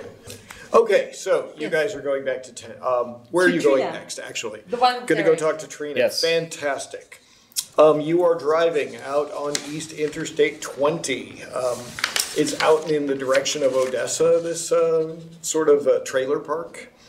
And lo and behold,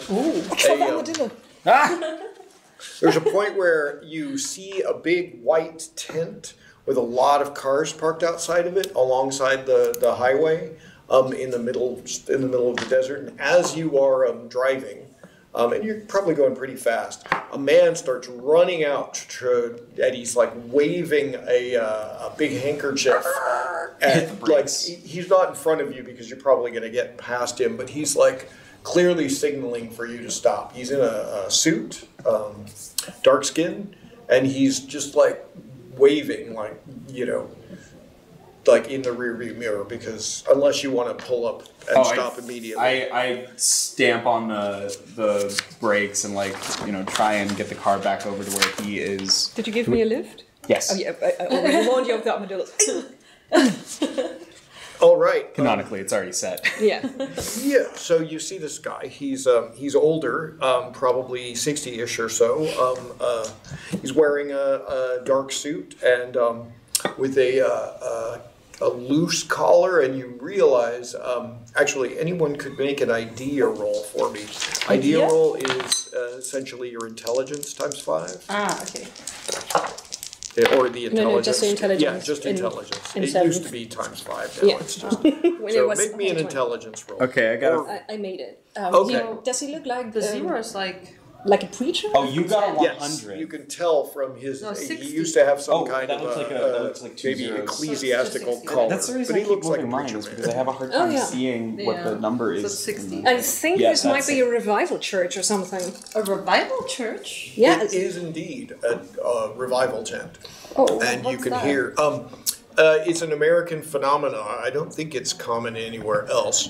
But basically, you get these sort of charismatic preachers who they can't afford a church, so they meet in tents and they sort of throw these what they call revivals, where they're aiming at revitalizing people's spiritual lives. And in many cases, there's a lot of collecting money involved. You know, they pass around the hat. Yeah.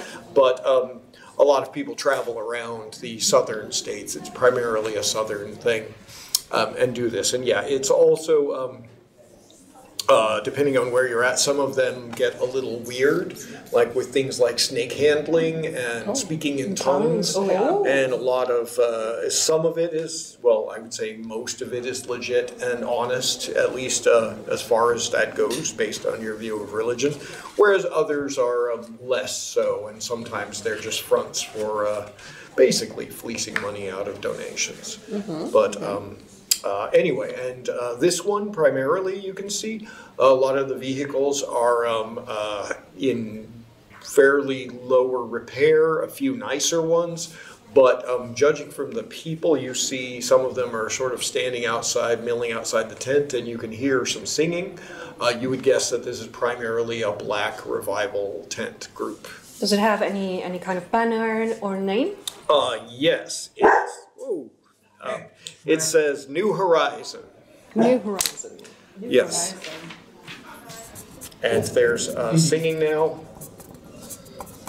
And it sounds like church verses.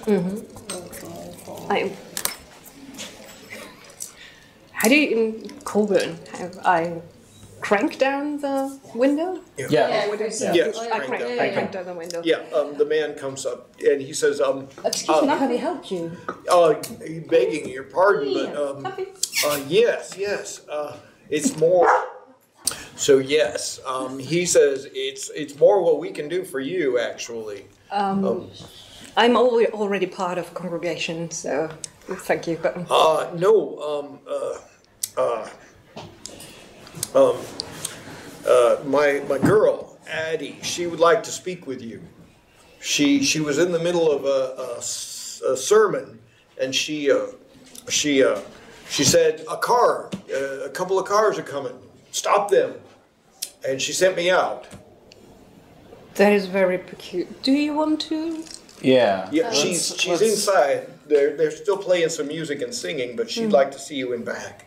Okay. I get out of the car and Yeah, I was like, trouble. Yeah. It's like, what's going on? What's the holdup? Should we be moving to Doctor, calm down. Yes, yes. It's a revival church, and they say that one of them had a vision concerning us. I'm not quite sure what this is about, but the agent would like to check it out. And if the people actually knew we were coming, I'm also interested in how. That is quite fair. I am quite suspicious of these kinds of groups, but Yeah, maybe not say that to their faces. Yeah. I think these are fairly harmless. oh, okay. Let's check them out, I suppose. Okay. Did the sheriff also come this direction? He did not. Okay, so it's just our two vehicles. Yep. All right then. Yeah, he's taking care of the body and getting that and taking Bush's statement and whatnot. Do I have a sidearm? Does it have a I don't know. You probably do if it's on your character sheet says down. weapons at the bottom. 38 automatic. That would be so. Yes. Okay, so yes, I do have.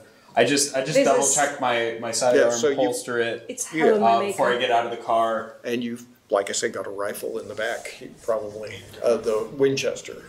Do either of you want to stay with the vehicles, or are all three of us going to check this out? Well, I think it is my duty to follow you around and give an honest report of what's going on. Also, I will go anywhere where there's no sun and we have some shade, right? Yes. Some yes, shade. please. We need some shade. would Maybe hate they to- even got a drink or something. I would hate to leave either of you ladies in a hot car while I go investigate. You would even leave a dog in a car by him when. Not in this heat. All right. We cut to you opening the curtains. I'm gonna move this a Yes. little, push you along. We cut to you opening the curtains, and yeah, as you approach it, the man he says, "Eddie must be preaching again." You notice that the singing has stopped, and you can hear a young girl's voice with a microphone, sort of squealing, and she's speaking some kind of what sounds like a sermon, and she's saying, the Lord has spoken to me. He's given me visions. He took away my sight, but made me see so many, many things. And when you go in, you see she's standing up on a little stage. It's very improvised, and lots of people are here. Money is being deposited in a hat that's being passed around, and people are yelling, you know, hey, preach it, girl, preach it. You know, tell us more. And she's saying, you know, God tells me this. A herald is coming. A herald, he stands upon a black star, and in his priests are two bodies with one soul with two bodies. They are as one.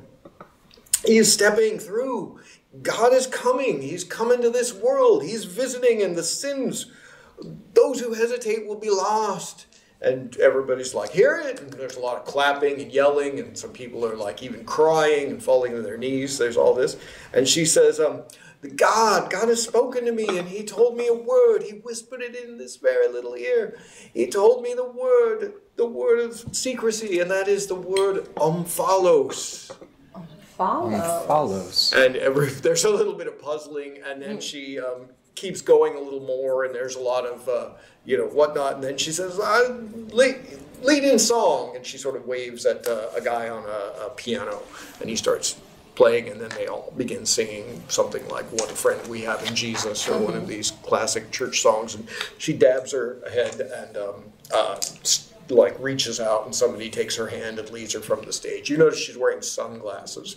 She's got like a little checkered dress, kind of a nicer dress, and her hair is braided, and she's wearing black Mary Janes, those little shiny black shoes. Is everyone in the church dressed also the specific way, or no, it's a variety of, some people look like they're wearing their nicest clothes, and some people are dressed it's not like in a cult no thing. it's a how's the lighting it in is here? a cult thing. Yeah, but like ropes or something. What's that? How's the lighting in here? It's just a canvas tent light coming in from through so the, there's pretty it's good really light. hot in here too. Yeah. Oh goodness. I would like to roll an education of Omphalos. Okay. Yes. May please make a roll. Meanwhile, I'm going to be looking through the crowd. 54 of 73. So I guess I can say that sounds Greek. Yes, as a matter of fact, I got more than that. 54 of 73. All right, Yeah, I'll so get to you, normal. and That's then fine. you next. Give me a moment. I've got a bunch of notes Ooh. with information to. So Mháire remembers Omphalos having to do something with the cult of Apollo. It definitely is Greek. I will tell you more in a moment. And Omphalos is indeed something in ancient Greek. It is a religious stone artifact. It is called a batelis, as another name for it. But the word technically means navel, like your belly button. In Greek history and lore, Zeus sent two eagles across the world to meet at its center, and the place they met was the Omphalos, the center of the world. In the ancient Greeks, they believed that Delphi was that place, the center of the earth. And in the Which is a place where that Where the oracle was. Where the oracle was. Yes. which became a place of worship for Apollo after he took it over. Indeed. The cult of Apollo was. took it Yes. Oh, I didn't even know that. Okay. And it is also the name of the stone that was held by Cronus, one of the Titans. And it was a powerful religious symbol. There's even a psychological condition called Omphalos syndrome, which is the belief that wherever you are is the most important place in the world at that time. So like what humanity has as a whole. That is very true. Yes, and Oh my goodness. Too real. your readings, let's say you dabble, they also are, it is believed that Omphalos stones were believed to allow communication with the gods.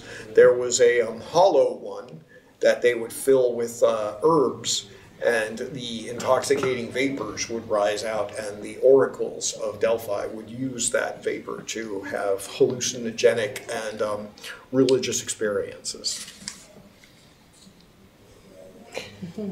Omphalos. That is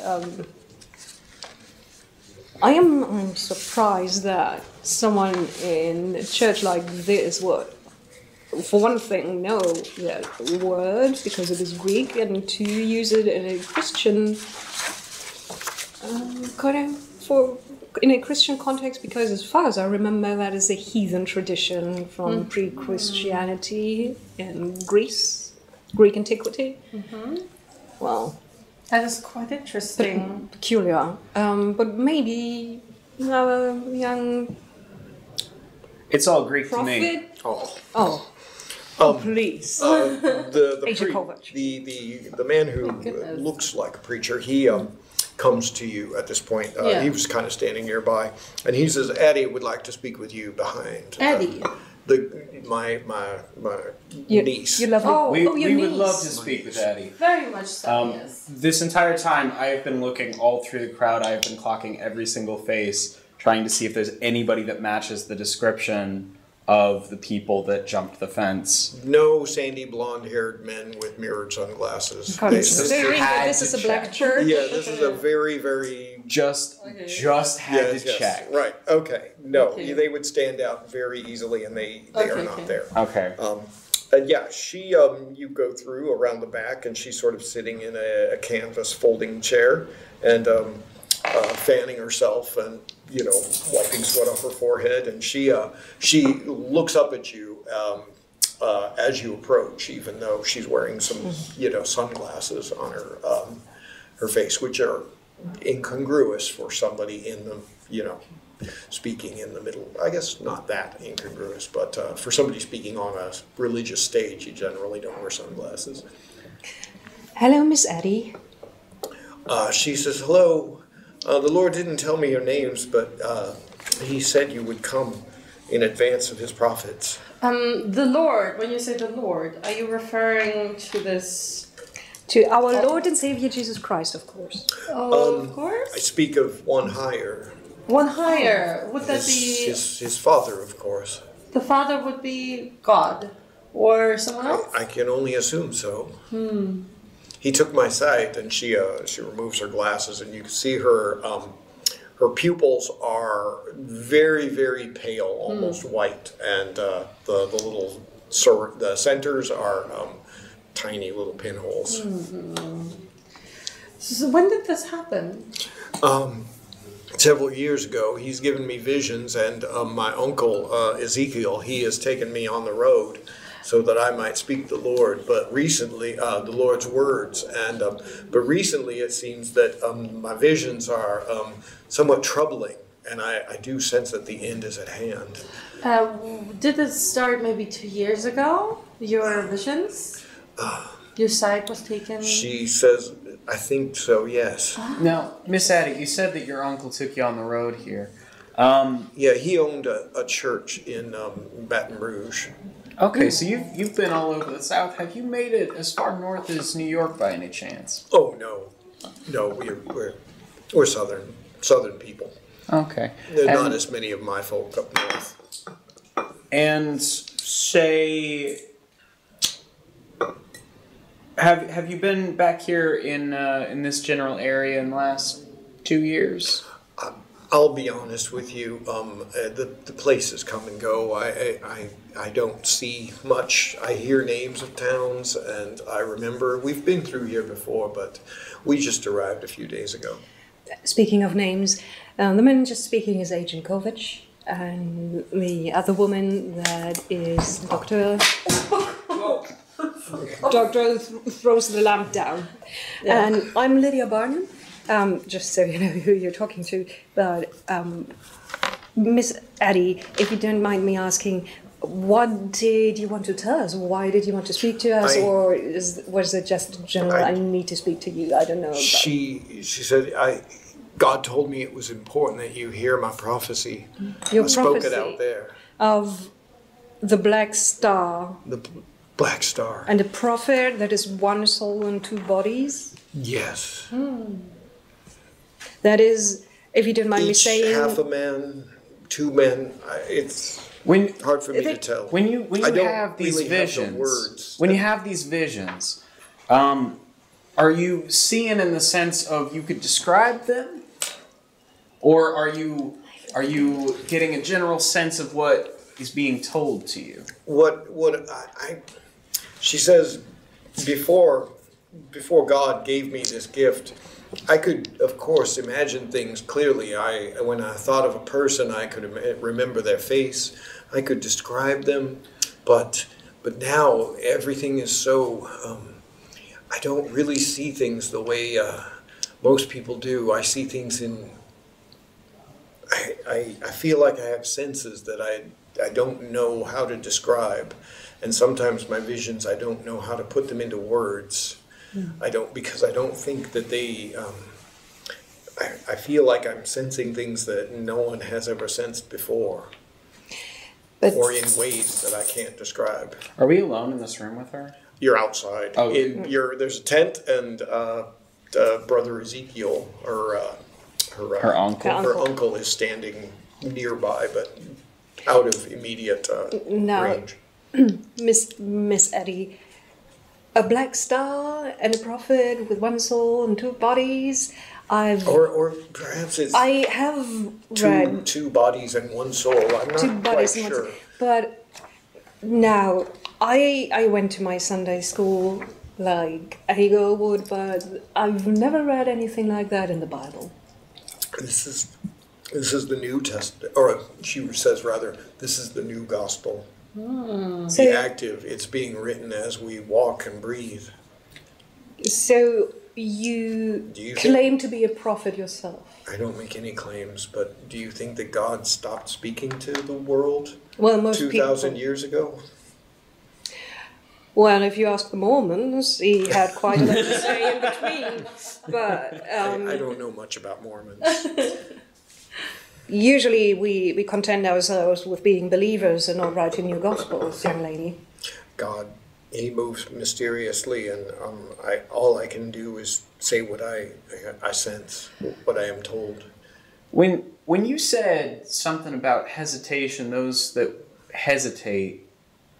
Sorry, can you repeat that part to me? I said, do you remember? If I remember correctly, and sometimes the words just move, it says that God is ready to take us from this world to the next. And he who hesitates or falters at the gate is lost. Well, Did you see anything else, or like did you see any pictures, images? Just it's a mess. She says everything is fleeting. Things come, they press themselves into my brain. They some of them stay, some of them go once I speak them. Did you maybe hear, like, maybe if I just give you some names, can you tell me if you've maybe heard them before? Michael Fields, Consuela Sanchez, Derek Colby, nothing? She just looks blankly at you. Okay. I don't know. They must be nice people, I'm sure. Are they friends of yours? Have you lost them?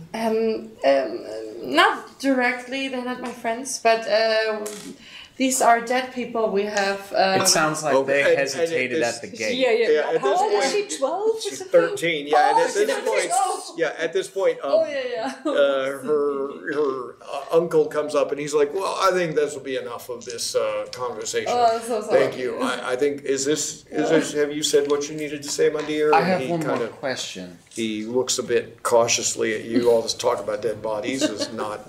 I do apologize for my associate.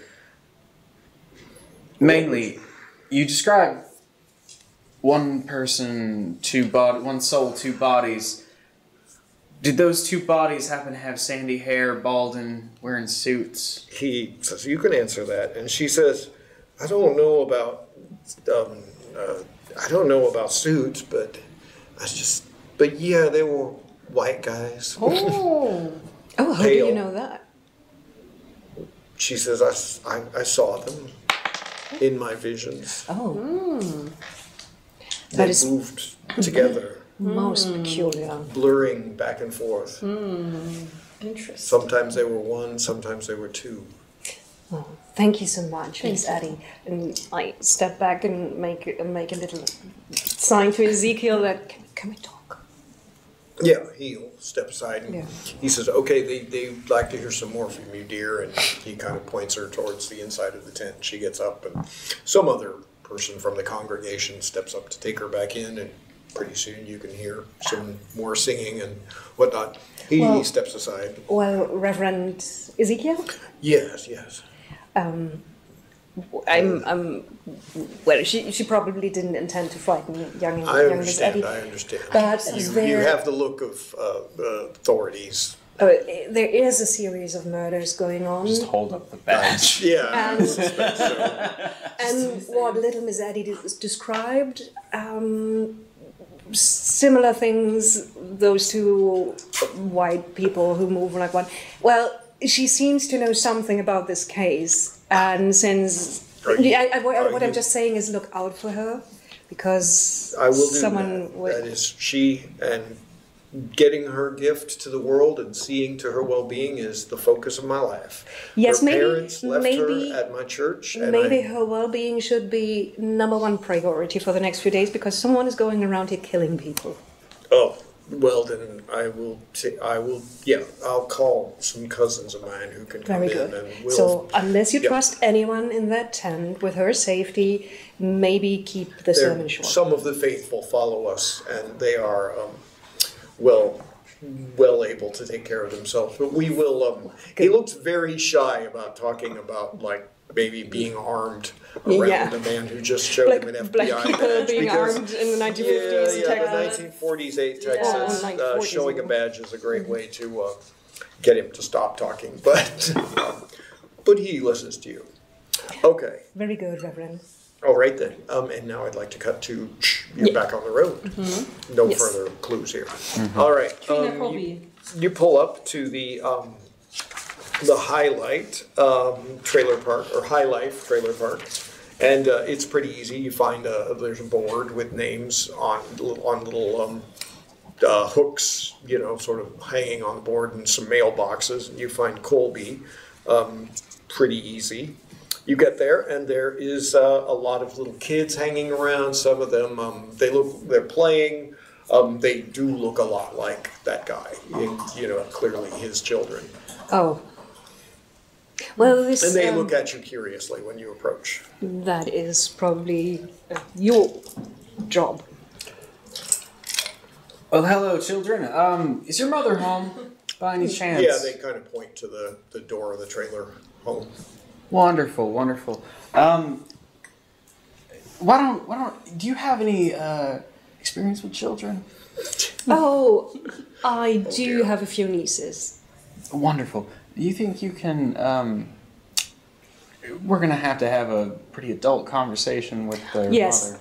Well, girls, have you ever had your photograph taken? Oh, they're very excited, and you got one of those nice, Do you see this? Well, it does take some time for me to develop the photograph, but you young ladies, you look so lovely. Can I take a few pictures? They are smitten by the fact of a big city lady suddenly paying attention to them. Yeah. The two of you go in? Yep. Yeah, you knock, and a voice says, "Come on in!" And a woman is... It's urban squalor. It looks like this trailer park with, a trailer with all sorts of clutter and toys everywhere.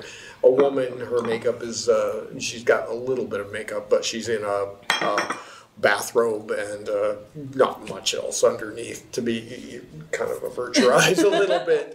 She looks like she's been crying a lot, and a bottle of whiskey is on the table with a glass. It looks like a lot of beer bottles as well, sort of floating around, tucked into various areas.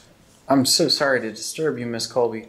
We just have a few questions about your husband's unfortunate passing in the state of things. So yeah, they told me they found him.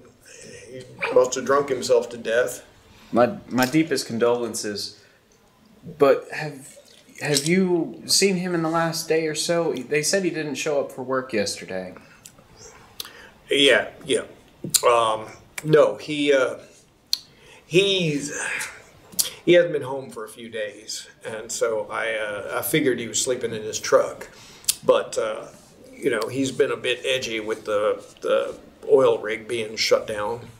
Oh. The oil rig being shut down. Well, the rigs, the fields, after they found that something about a body being found out there 2 days ago. So he...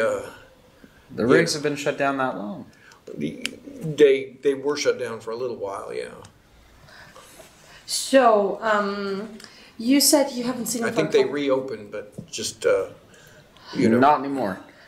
So you said you haven't seen him for a couple of days. By the way, hello, my name is, I'm Carol. You come from Teresa Carol. Okay. Yeah. Well, hello. I'm the coroner that's on this, the forensic physician. Let me guess. Alcohol poisoning? What? Alcohol poisoning? Unfortunately, the cause of death can't be released to the public as Crashed his truck, didn't he? No, I can certainly say that is not one thing that we are able to... Did he choke on his own vomit? Nearly's done that a few times. I see. No. So, we were just kind of wondering about his whereabouts the last few days. You said you haven't seen him for a couple of days? Well, after this first body was there, they closed the factory down. He went and got really, really drunk, so drunk he couldn't go in the next day. And he was trying to interfere with me, so I sent him on his way. Interfere in what way? She kind of looks down at her, herself. And I don't like him when he gets really drunk. So I told him to go sleep in his truck, and sometimes he disappears for a couple of days. He usually parks the truck near the oil fields and just sleeps it off. What kind of truck does he drive? Ford. What color? I don't know. Light blue, sky blue, teal. Aqua. Do you happen to have the license plate number of that vehicle? Yeah. She starts looking around and she opens a drawer where there's all kinds of papers jammed in and things, and she looks and she finds a registration number. Thank you very much. Can I borrow your phone? There's a phone down at the entrance, but I don't have a phone here. We're not fancy. Was he maybe acting erratic or weird, or has he drunk is what you mean? Yeah. Yeah. Of course. Yes, very drunk. No, but horny a bit. Oh yeah. Of course. Was he saying anything out of sorts? Was he with anybody in the last few days? I would kill him if he weren't already dead, if he were with somebody else. She says, no, he's just a drunk, just a good old boy. Have you seen anybody around balding, sandy hair, wearing a nice suit? No. Glasses? What? You mean in this place, a suit? You touch up my suit a little bit. Yeah, she says, no, I haven't seen anybody by that description. Just had to ask. Miss, I must admit, the circumstances of your husband's death do not seem to be consistent with what you described. It did seem like he had been drinking. Was he drinking here before his disappearance? Well, the question would be, where wasn't he drinking? He was drinking in town. He was drinking here. He parked his vehicle out by the flats, and oftentimes drank beers. Okay. Sometimes alone, sometimes with others. Is there a room did he have a room in this trailer park? Could we look at it maybe? Well, you want to look at our bedroom?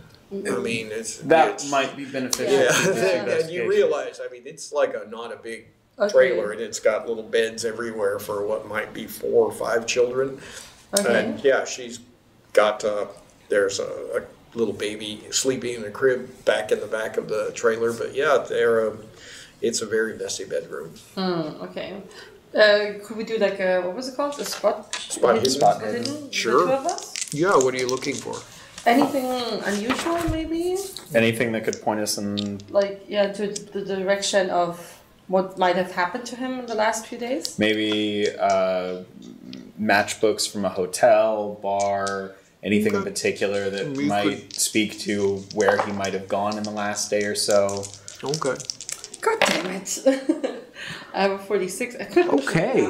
That's a 12. Okay, good. All right. I'll keep it. I am rolling so low in the best way. There's a lot of just junk around there, but in terms of like sort of things that look recent and look out of place, you don't find anything that looks particularly odd. You do think, wow, this guy really drank a lot. There's like empty cans here and there, and some of them crushed. It looked like he smoked a lot too. There's ashtrays scattered around, but nothing unusual. He didn't even look like he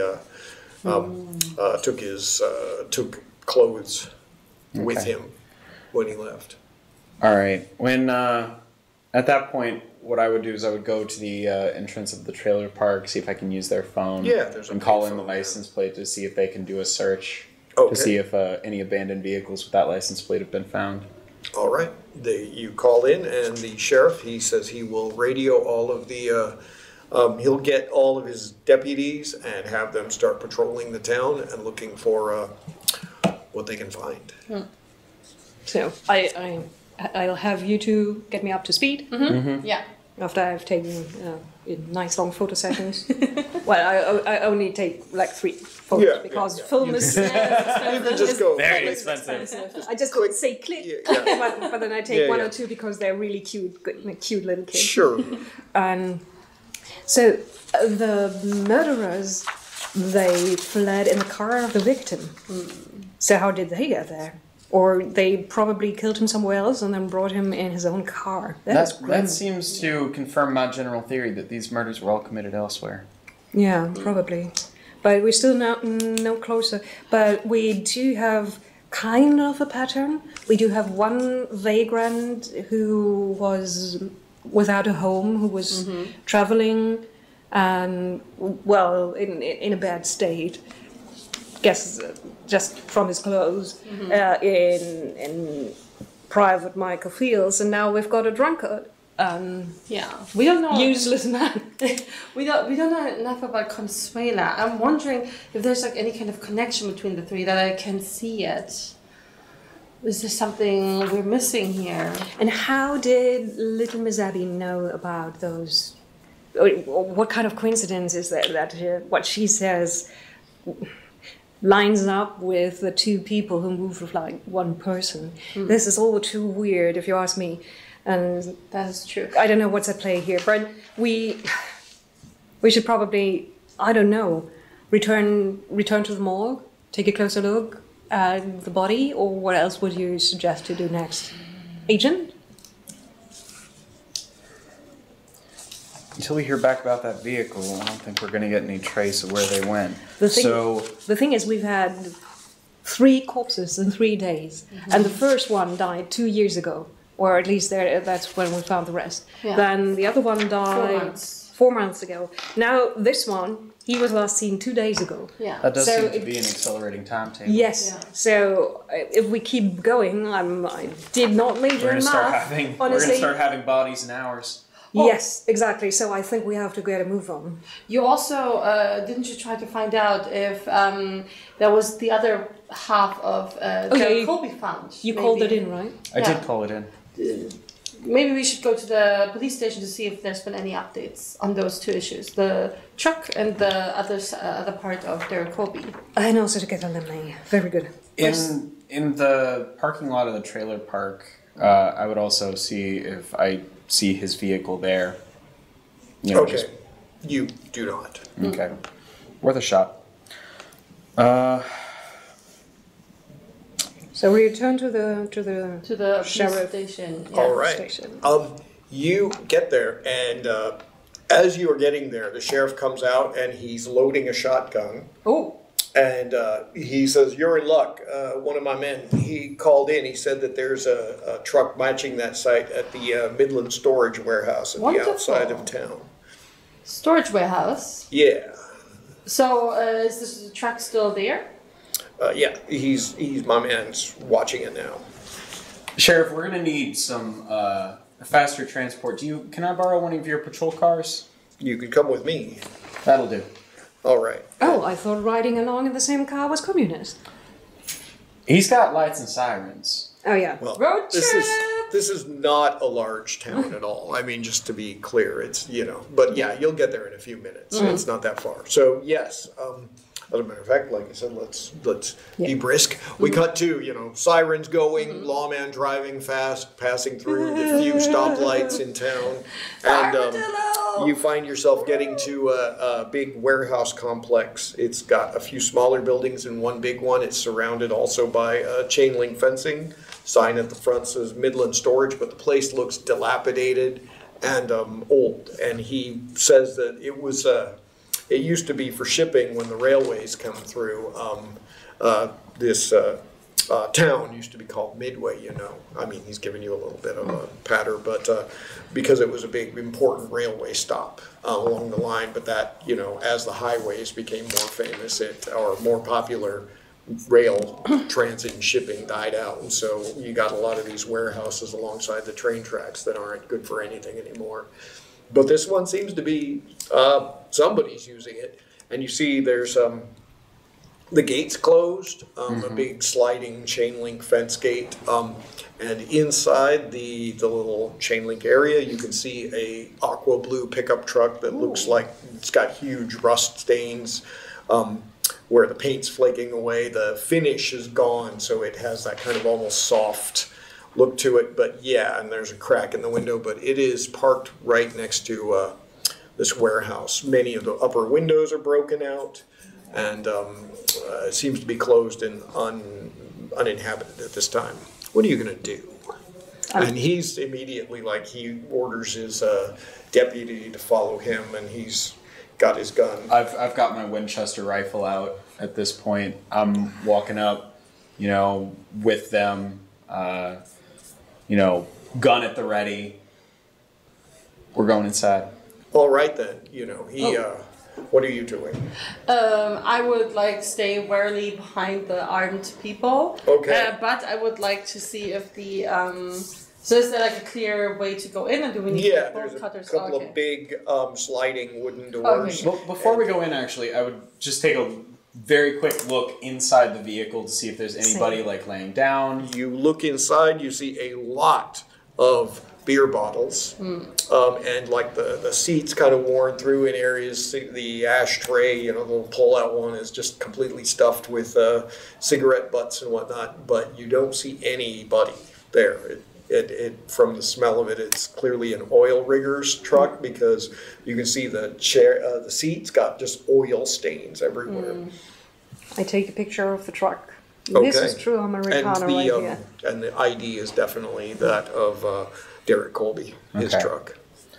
All right, so then we would go ahead and try and proceed inside. Okay, the sheriff, he tries to roll the door back. He gives you, each of you grab one side. Grab and pull. one side. Make me it's not really a stealth roll, but yeah, it's stealth to try to roll the door quietly. He's going to try himself. All of us? Just you, since you're That is an 11. Oh my god, I have rolled so well. The two of you both managed to open the doors really quietly, despite the fact that they're these big wooden doors on metal rollers. You open them up and you look in. The warehouse is mostly empty. There are, metal posts holding up the second level, which also looks fairly empty. There are a few big crates here and there, but it's pretty much empty. Way at the back, though, you see something that looks a little weird. There's an odd flickering. What are you doing? I'm going to take... Is it safe? Can we come in? Hold back first. Are you yelling this, or? No. Okay. Can we come in? The sheriff kind of motions for you to go back, and then he I've got a pen light. Okay. I'm definitely going at this point. I'm taking it. I'm looking. All right. Make me, anyone who's looking inside, make a spot hidden roll at this point. It's dark enough towards the back. Ooh, 16. Despite being one back, I'm trying to crane my neck. Okay. Okay. That is a 1. 0, 1? Wow. Look Whoa. at it. All Yes. right. I am rolling so well. All right. Well, clearly you should be playing more Call of Cthulhu. Clearly. That's We the will. lesson. We will after All right. today. Those dice You should look, play more Call. and at the very back of the place, you can see there's some sort of There's 3 men standing, and 2 of them look very similar to one another. They sort of fit that profile, and you catch a little bit when they move. You see little flashes of reflections on their glasses. They look like they're wearing sunglasses, mirrored. And they're holding a 3rd man between them. And there's something that's sort of shimmering in the air, and it's sort of twisting, almost like if you can imagine a disc that's sort of shimmering and flickering, and it's rotating at odd angles, like just turning in and of itself in this weird way. And then they both at one point, like, you could see the man starts to thrash around and fight back in a moment, and they throw him at this thing. And there's just a weird shimmer, and half of him hits the ground. And the other half is gone? The other half is gone. Make me an idea roll. Yeah, that would be intelligence times 5.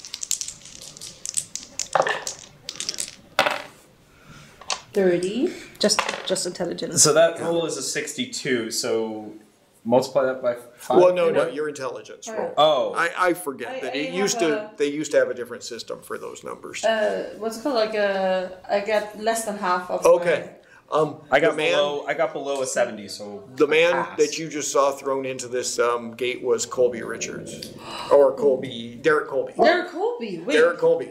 But we already found his body. We already found his body. You did. And now I would like each of you, because you're looking, to make a sanity check. Yay! Absolutely. Sanity check. 19. Oh, I'm so cool with this. Okay, All right. that's needs to be a below. All right. You lose 2 points. I am 66. just one above my sanity. All right. How do you buff sanity? No, I'm one above my Oh, 49. okay. I rolled a 50. I got. You lose 4 points of sanity. Four. I got 16 above. 1, 2, Okay. 3, 4. You lose 6 points of sanity. That is a lot. Ooh. You see this whole thing in this horrible, when this body hits, it slaps to the ground, fluid starts leaking out. Subtract 6 points of sanity. Now I want you to make me another intelligence roll. Okay. All of us? Just him. Or just him? Yes. He Just has to check what essentially happens lost next. a lot of sanity. I've done so well. Okay, that is a 74. Oh no! Good for you. Oh. In this case, you want to fail this roll. Oh, thank God. Because it means that your mind hasn't quite grasped the notion that you just saw a man cut in half. I'm a simple like man. You're kind of like your brain is still trying to process, like, what the hell did I just see there? And then you start thinking, wait a second, I just saw that guy earlier today. Like cut in what? That doesn't make any sense. And my brain immediately goes, so that first body must have been a fake. Somehow, maybe he has a twin or something. Maybe like your brain is just I your mind is never just checked going. his family records. It's All right. probably a twin. And what? They are looking for something.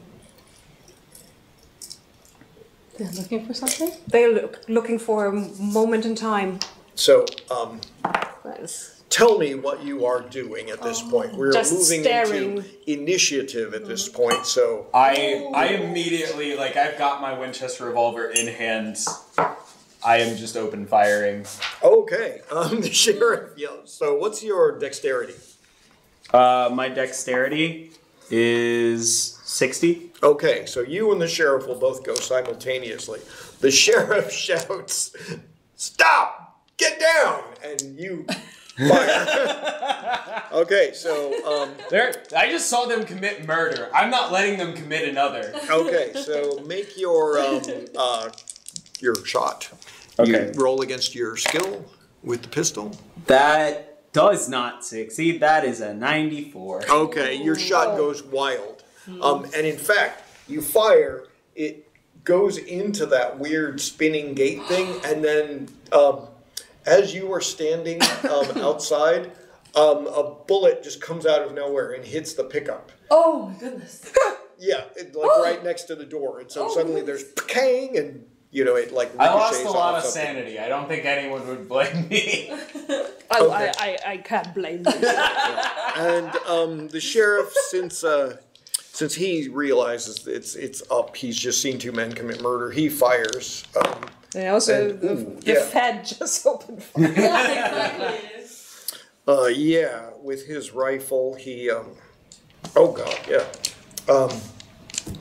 he takes one of them down. Just boom. Whoa. His damage for a rifle is pretty. 5, 9 plus 4. Well, now it's 13. The man one of them jerks and falls to the ground. He's out, and the other one looks like he's going to make a jump. He kind of looks like he's calculating for a moment, watching the thing spinning and moving, and he makes a roll and leaps, and then there is a weird, like that same almost guillotine, and a leg is left on the ground in a black suit, and he's gone. Oh, okay. So he just escaped, but left his leg behind. Click. And then I look over whether he shows up in the pickup too after, like the bullet. He doesn't seem to. Okay. How?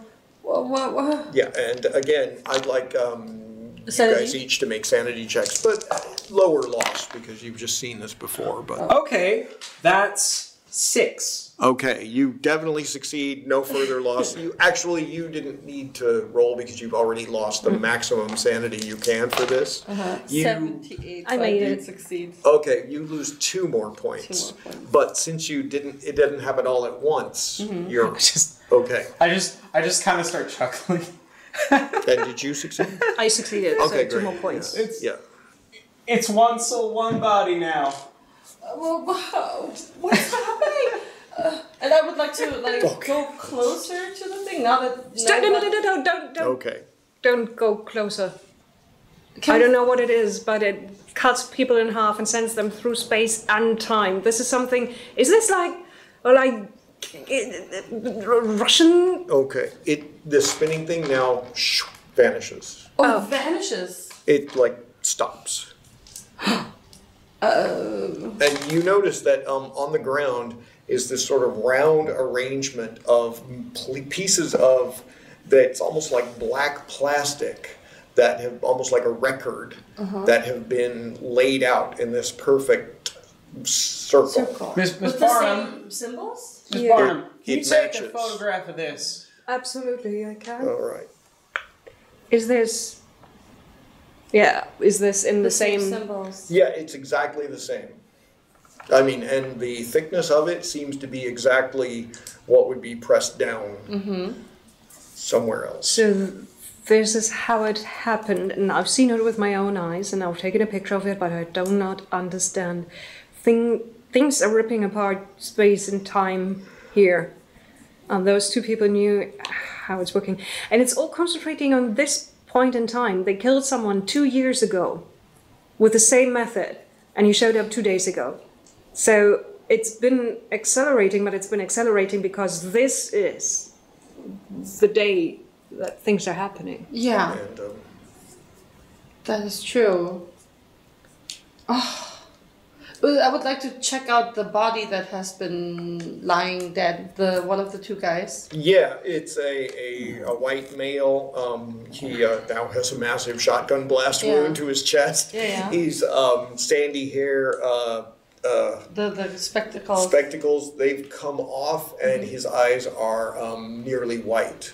Kind of like exactly the like Lisa's. her. Yes. We need to Okay. speak to Addie. Can I do just a check on the body to see if it's like maybe not a human body, or is it like Yeah. weird? Make me just a medicine roll. I Okay, mean, medicine. It's an 8. I'm sure you succeed. Yeah. Oh, that's even a critical, like the lowest one. This is a guy. It seems pretty much white guy. There's nothing particularly unusual about him, but then just out of since you rolled a critical, you're curious enough, and so you pull like the shoe off of the leg lying there, and you pull off the other shoe and you look and it's like the same foot times two. Two left feet, basically, and each, like every single bump, every callus is exactly this, like the I mean, obviously the toenails are not at the same lengths or whatnot, but you're willing to bet anything as well that the like the toe prints would match. That is... Like every little wrinkle in everybody's toes are their feet are distinct. Correct me if I'm wrong, but this doesn't happen even with identical twins. This shouldn't be possible. Did you see? He calculated. He was doing, I don't know, math in his head or thinking about, and he jumped. I bet he did it once before, and that is why this person exists twice. Because he was moved through time. That is fair. My head hurts. And also, the way, because also he, like, I think he used the thing to teleport, he only lost the leg, that's why he didn't die. Right? The others died because they were amputated. Exactly, they were cut in half. Now, he only lost the leg. Now there is other stuff. The sheriff is looking around, and there's like a folding card table with like a bunch of what look like journals and maps, and one of them is a surveying map of the area with a lot of markings on it. What kind of... do we recognize some of the markings? Yeah, they mostly look like they're trying to determine coordinates, and all of the coordinates seem to be those where the bodies were found, except for one that's about 10 miles outside of town. We need to go there. We need to go there. This is where he reappeared 100%. Okay. And maybe the last spot. Yes. Yeah. As I told you, they're looking for something, some point in space and time. Let's go. Go. Let's go. All right. So you guys go. Bye, Sheriff. This is like, oh no, he's going to have the deputies clear up. He'll go with you. Sirens blaring, full on. You guys race out. By now it's starting to get nighttime, so it's like car driving at the fastest as possible. Some dust coming across the roads. We're in the wind down now, so we should make it by. We're almost there. And so you get to the place. Yeah. You run around a little bit. The sheriff, he kind of points and he's like, "Oh, there's Pentagon Bluff," and there's a little sort of 5-sided ridge that is marked on the surveyor map, and it's like just about like 3 meters up and a big slope, but for some reason, just a quirk of geography, it happens to have almost a perfect pentagon shape on top. And so you can see a figure sort of moving on the ground near there, he looks like he's trying to do something. He's like lying on the ground. It's a male figure, but it's dark as well. It's only lit by moonlight. What are you doing? And the sheriff, he pulls up. You're close enough that they're probably aware that you're there, but the sheriff gets out with his gun, and he's kind of looking to you for advice. I've got my sidearm, my light, like sitting on the sidearm. Like immediately go up, check to see if it's him, if he's alive, and if he's conscious. Okay. If he has just one leg. All right, you go up and you do see an enormous pool of blood and spatter, a man matching exactly the one that you saw shot in the warehouse, and he looks like he's almost unconscious, but he's trying to tie a tourniquet around the severed half of his, like the part of his leg that is still there. He's got his necktie off, and it's where did he get it cut off? Just above the knee. Okay, I immediately pull off my leather belt and like wrap it around, pull it tight, stick my penlight through and start twisting. Okay, so you're going to do first aid on him, basically? Okay, make a roll for that. Maybe I should... Yeah, you might want to let the doctor do it. I was leading the way, so I mean, first on scene. Okay. That's true. I mean, I'll let you do it if you're following behind me. I will follow behind you. Okay. And then I will, do it right. Yeah, I'll do it. I think is there like a joint roll or like a help? Yeah. You make a roll, and if you succeed, then she gets plus 20 to her skill roll. Oh. Okay. Hey. Okay. I would have to. I don't think I can succeed on this. It's a 1%. No. There's first aid. That's first aid. That's different. Yeah, it's different from first aid is not medicine. First aid is like field. That's dressing. a 38. I'm gonna use 8 luck points. Okay. But I rolled a 17 anyways. So Yeah, so got it. Nothing I do matters. She's capable of doing this. Yeah. You bind his wound, and he looks at you. He grabs you with a bloody hand, and his sunglasses are also on the ground next to him. And he says to you, Othgos, plan if Dowloth, that's good. Come. Dowloth will sweep aside the veils of sight and show you the realities beyond. If you hesitate, you are lost. He is coming. Was the first part of it? It was all just gibberish. Gibberish. Okay, it wasn't like okay. It might have been another language. Yeah. You could make me maybe a Greek check. Yeah, sure. Ooh, let's do it. No, that's a 73. It was not. It was not Greek. Okay, yeah. All right, but yes, you and all of you, I'd like you to make power rolls at this point. Come on. You notice 65 of 60. Dang it. 86. 86. Okay. So, now you notice too that there is an imprint of that a circle. that round sort of magic circle, if you will, pressed into the ground, and there's a who succeeded? Anybody? Yeah. Yeah. You start hearing this like whoosh, whoosh, whoosh, whoosh, almost like that sound from the warehouse, and you notice the air is starting to get distorted in front of you. Yeah, I jump in that circle. I jump back and try and see if I can pull the guy with me. Okay, Outside. he's outside the circle. Oh, he's outside. He managed to drag himself outside of it. Yeah, I jump back. Okay, so now and scream to everyone, out of the circle now! Now here is a very important question that will determine how this thing ends. Oh. All right.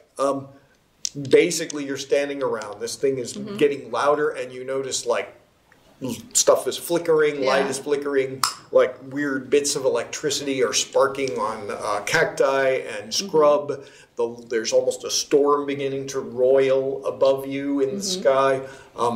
Things are getting very weird, like the hair on your bodies is standing up. You're getting a little bit of that.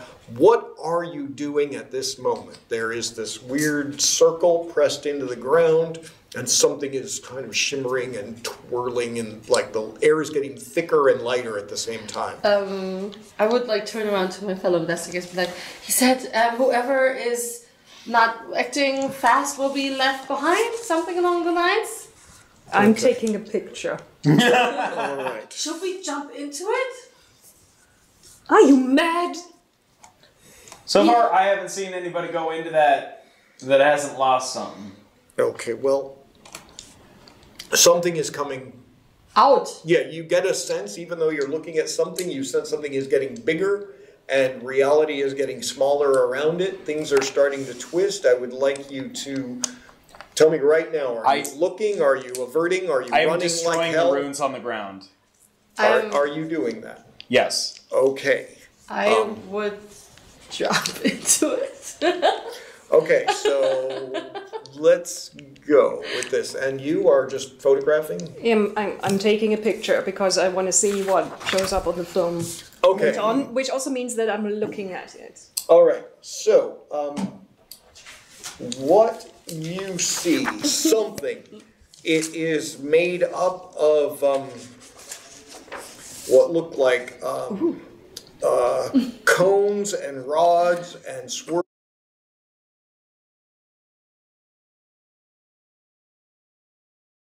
Yes, so this thing is happening. You have failed your sanity roll? Yeah, I did. All right. I have succeeded, 32. Okay. 13. Okay, so you... No, we're not. Oh, Wait, no. no. Sorry. Now we are. Now we are. Okay, we're back. You have failed your sanity roll. Yes, all right. a lot. Oh no. Okay. Do you have enough luck points? I apologize for this. You're. I'm absolutely fine. This is the finale. You lose 26 points of sanity all at once. You are. That was a doozy. Yeah, you just suddenly see this thing. It seems to bore into your souls, and color leaches from your eyes. Oh my god. You are just like the colors, the rays Lights. It's coming. This is Daoloth, the render of veils.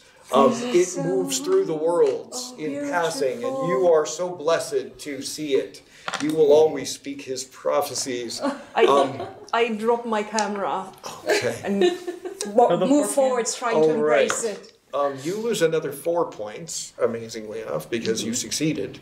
Oh. Yeah, you still lose some. It's Me much. too? You lose 2. Oh, yay! Wow. For some reason, you're just like, oh, this is really interesting. Some kind of weird atmospheric and visual distortion thing happening. Yeah, but you are standing back. It starts expanding, and since you started scuffing up the ground, it like finds that, and just dust flies everywhere, and it expands beyond that, right where you were doing that. You are engulfed completely. Yes. I walk into the light. There's a moment of shimmering, and she is gone. You don't see any pieces of her lying around, so that's good. What are you doing at this point? I was jumping towards it too. Okay then. You have a sense of movement and gone. The sheriff, he's firing into it, screaming in horror because his sanity has broken at this point as well. And what are you doing?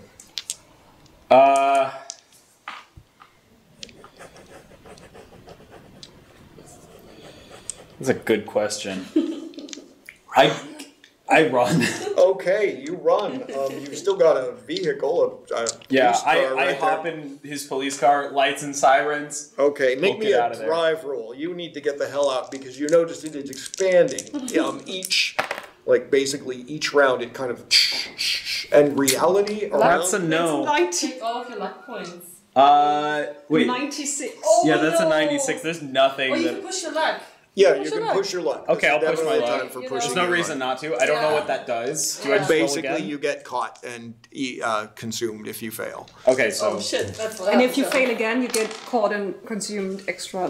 That is a 13. Yeah. All right then, yes, you managed. There's a point where it literally disassembles part of the vehicle as you're driving, takes off the trunk is gone. Yeah, the trunk and part of the thing, but it keeps going. Fortunately, the 2 axles and the wheels are all on.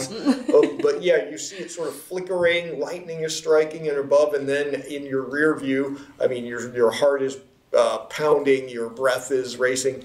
You see it sort of and recede until there's no more light there. It starts to rain. I keep driving. All right. And so with that, then, we'll close on a scene of you driving like mad, white-knuckled towards Midland, Texas. The fates of the 2 companion investigators that you were with are unknown. Who knows what sights they saw, what worlds they explored as Daoloth, the render of veils, moves on his tour of the universe, zipping through space and time. Exploring gateways and places beyond human comprehension and knowledge. Beautiful sights. Such beautiful things to see. Yeah. Oh my goodness. And so, dancers playing the flute at the court of Azathoth. Yes, so if you are lucky, indeed, you might see Azathoth in his glory. And you lose. Yes. Another behind. So, anyway, well, thank you all for playing. Thank I you hope so you much had a for good the time. adventure. Thank you. That was so much fun.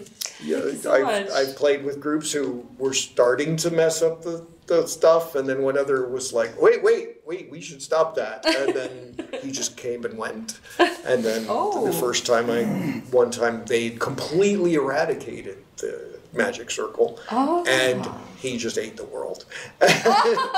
Like his full force manifested, and he just so the circle actually stops it from. Yeah. It was basically a right this way, keep circle. going, sir. Okay. So in this case, the player characters are actually kind of the antagonists because you're the ones who are potentially messing up the stopping of these guys. They're called the blind prophets. They worship him, and it's the same guy twice. He got twinned, and they worship him, and they want to see him throughout. And so they test gateways to make sure that they're working, so that he can be sort of sent through as he moves through this phase of reality. Oh, I see. Yeah. Oh, that is so cool. That is really awesome. I'm gonna look up Dale of Ranger of Vales. I'm gonna look up what his whole deal is. All right, This was very intriguing. And the weird thing is, I said it in Midland because I liked the name of Midland being, Midland being the center of the world. Omphalos, The Omphalos. And then when I researched the era, I went, George Bush lived there? Really? He actually That was the lived actual there. George Bush. That was George Herbert Walker That was Bush. George. And he was an inspector. Future president of the United States of America. Look at us. Meeting politicians. So I don't know if you've heard about a country called Iraq. Stay out. But no, and his little son, that had you spoken to him more, you might have. We would have met his Little George Jr.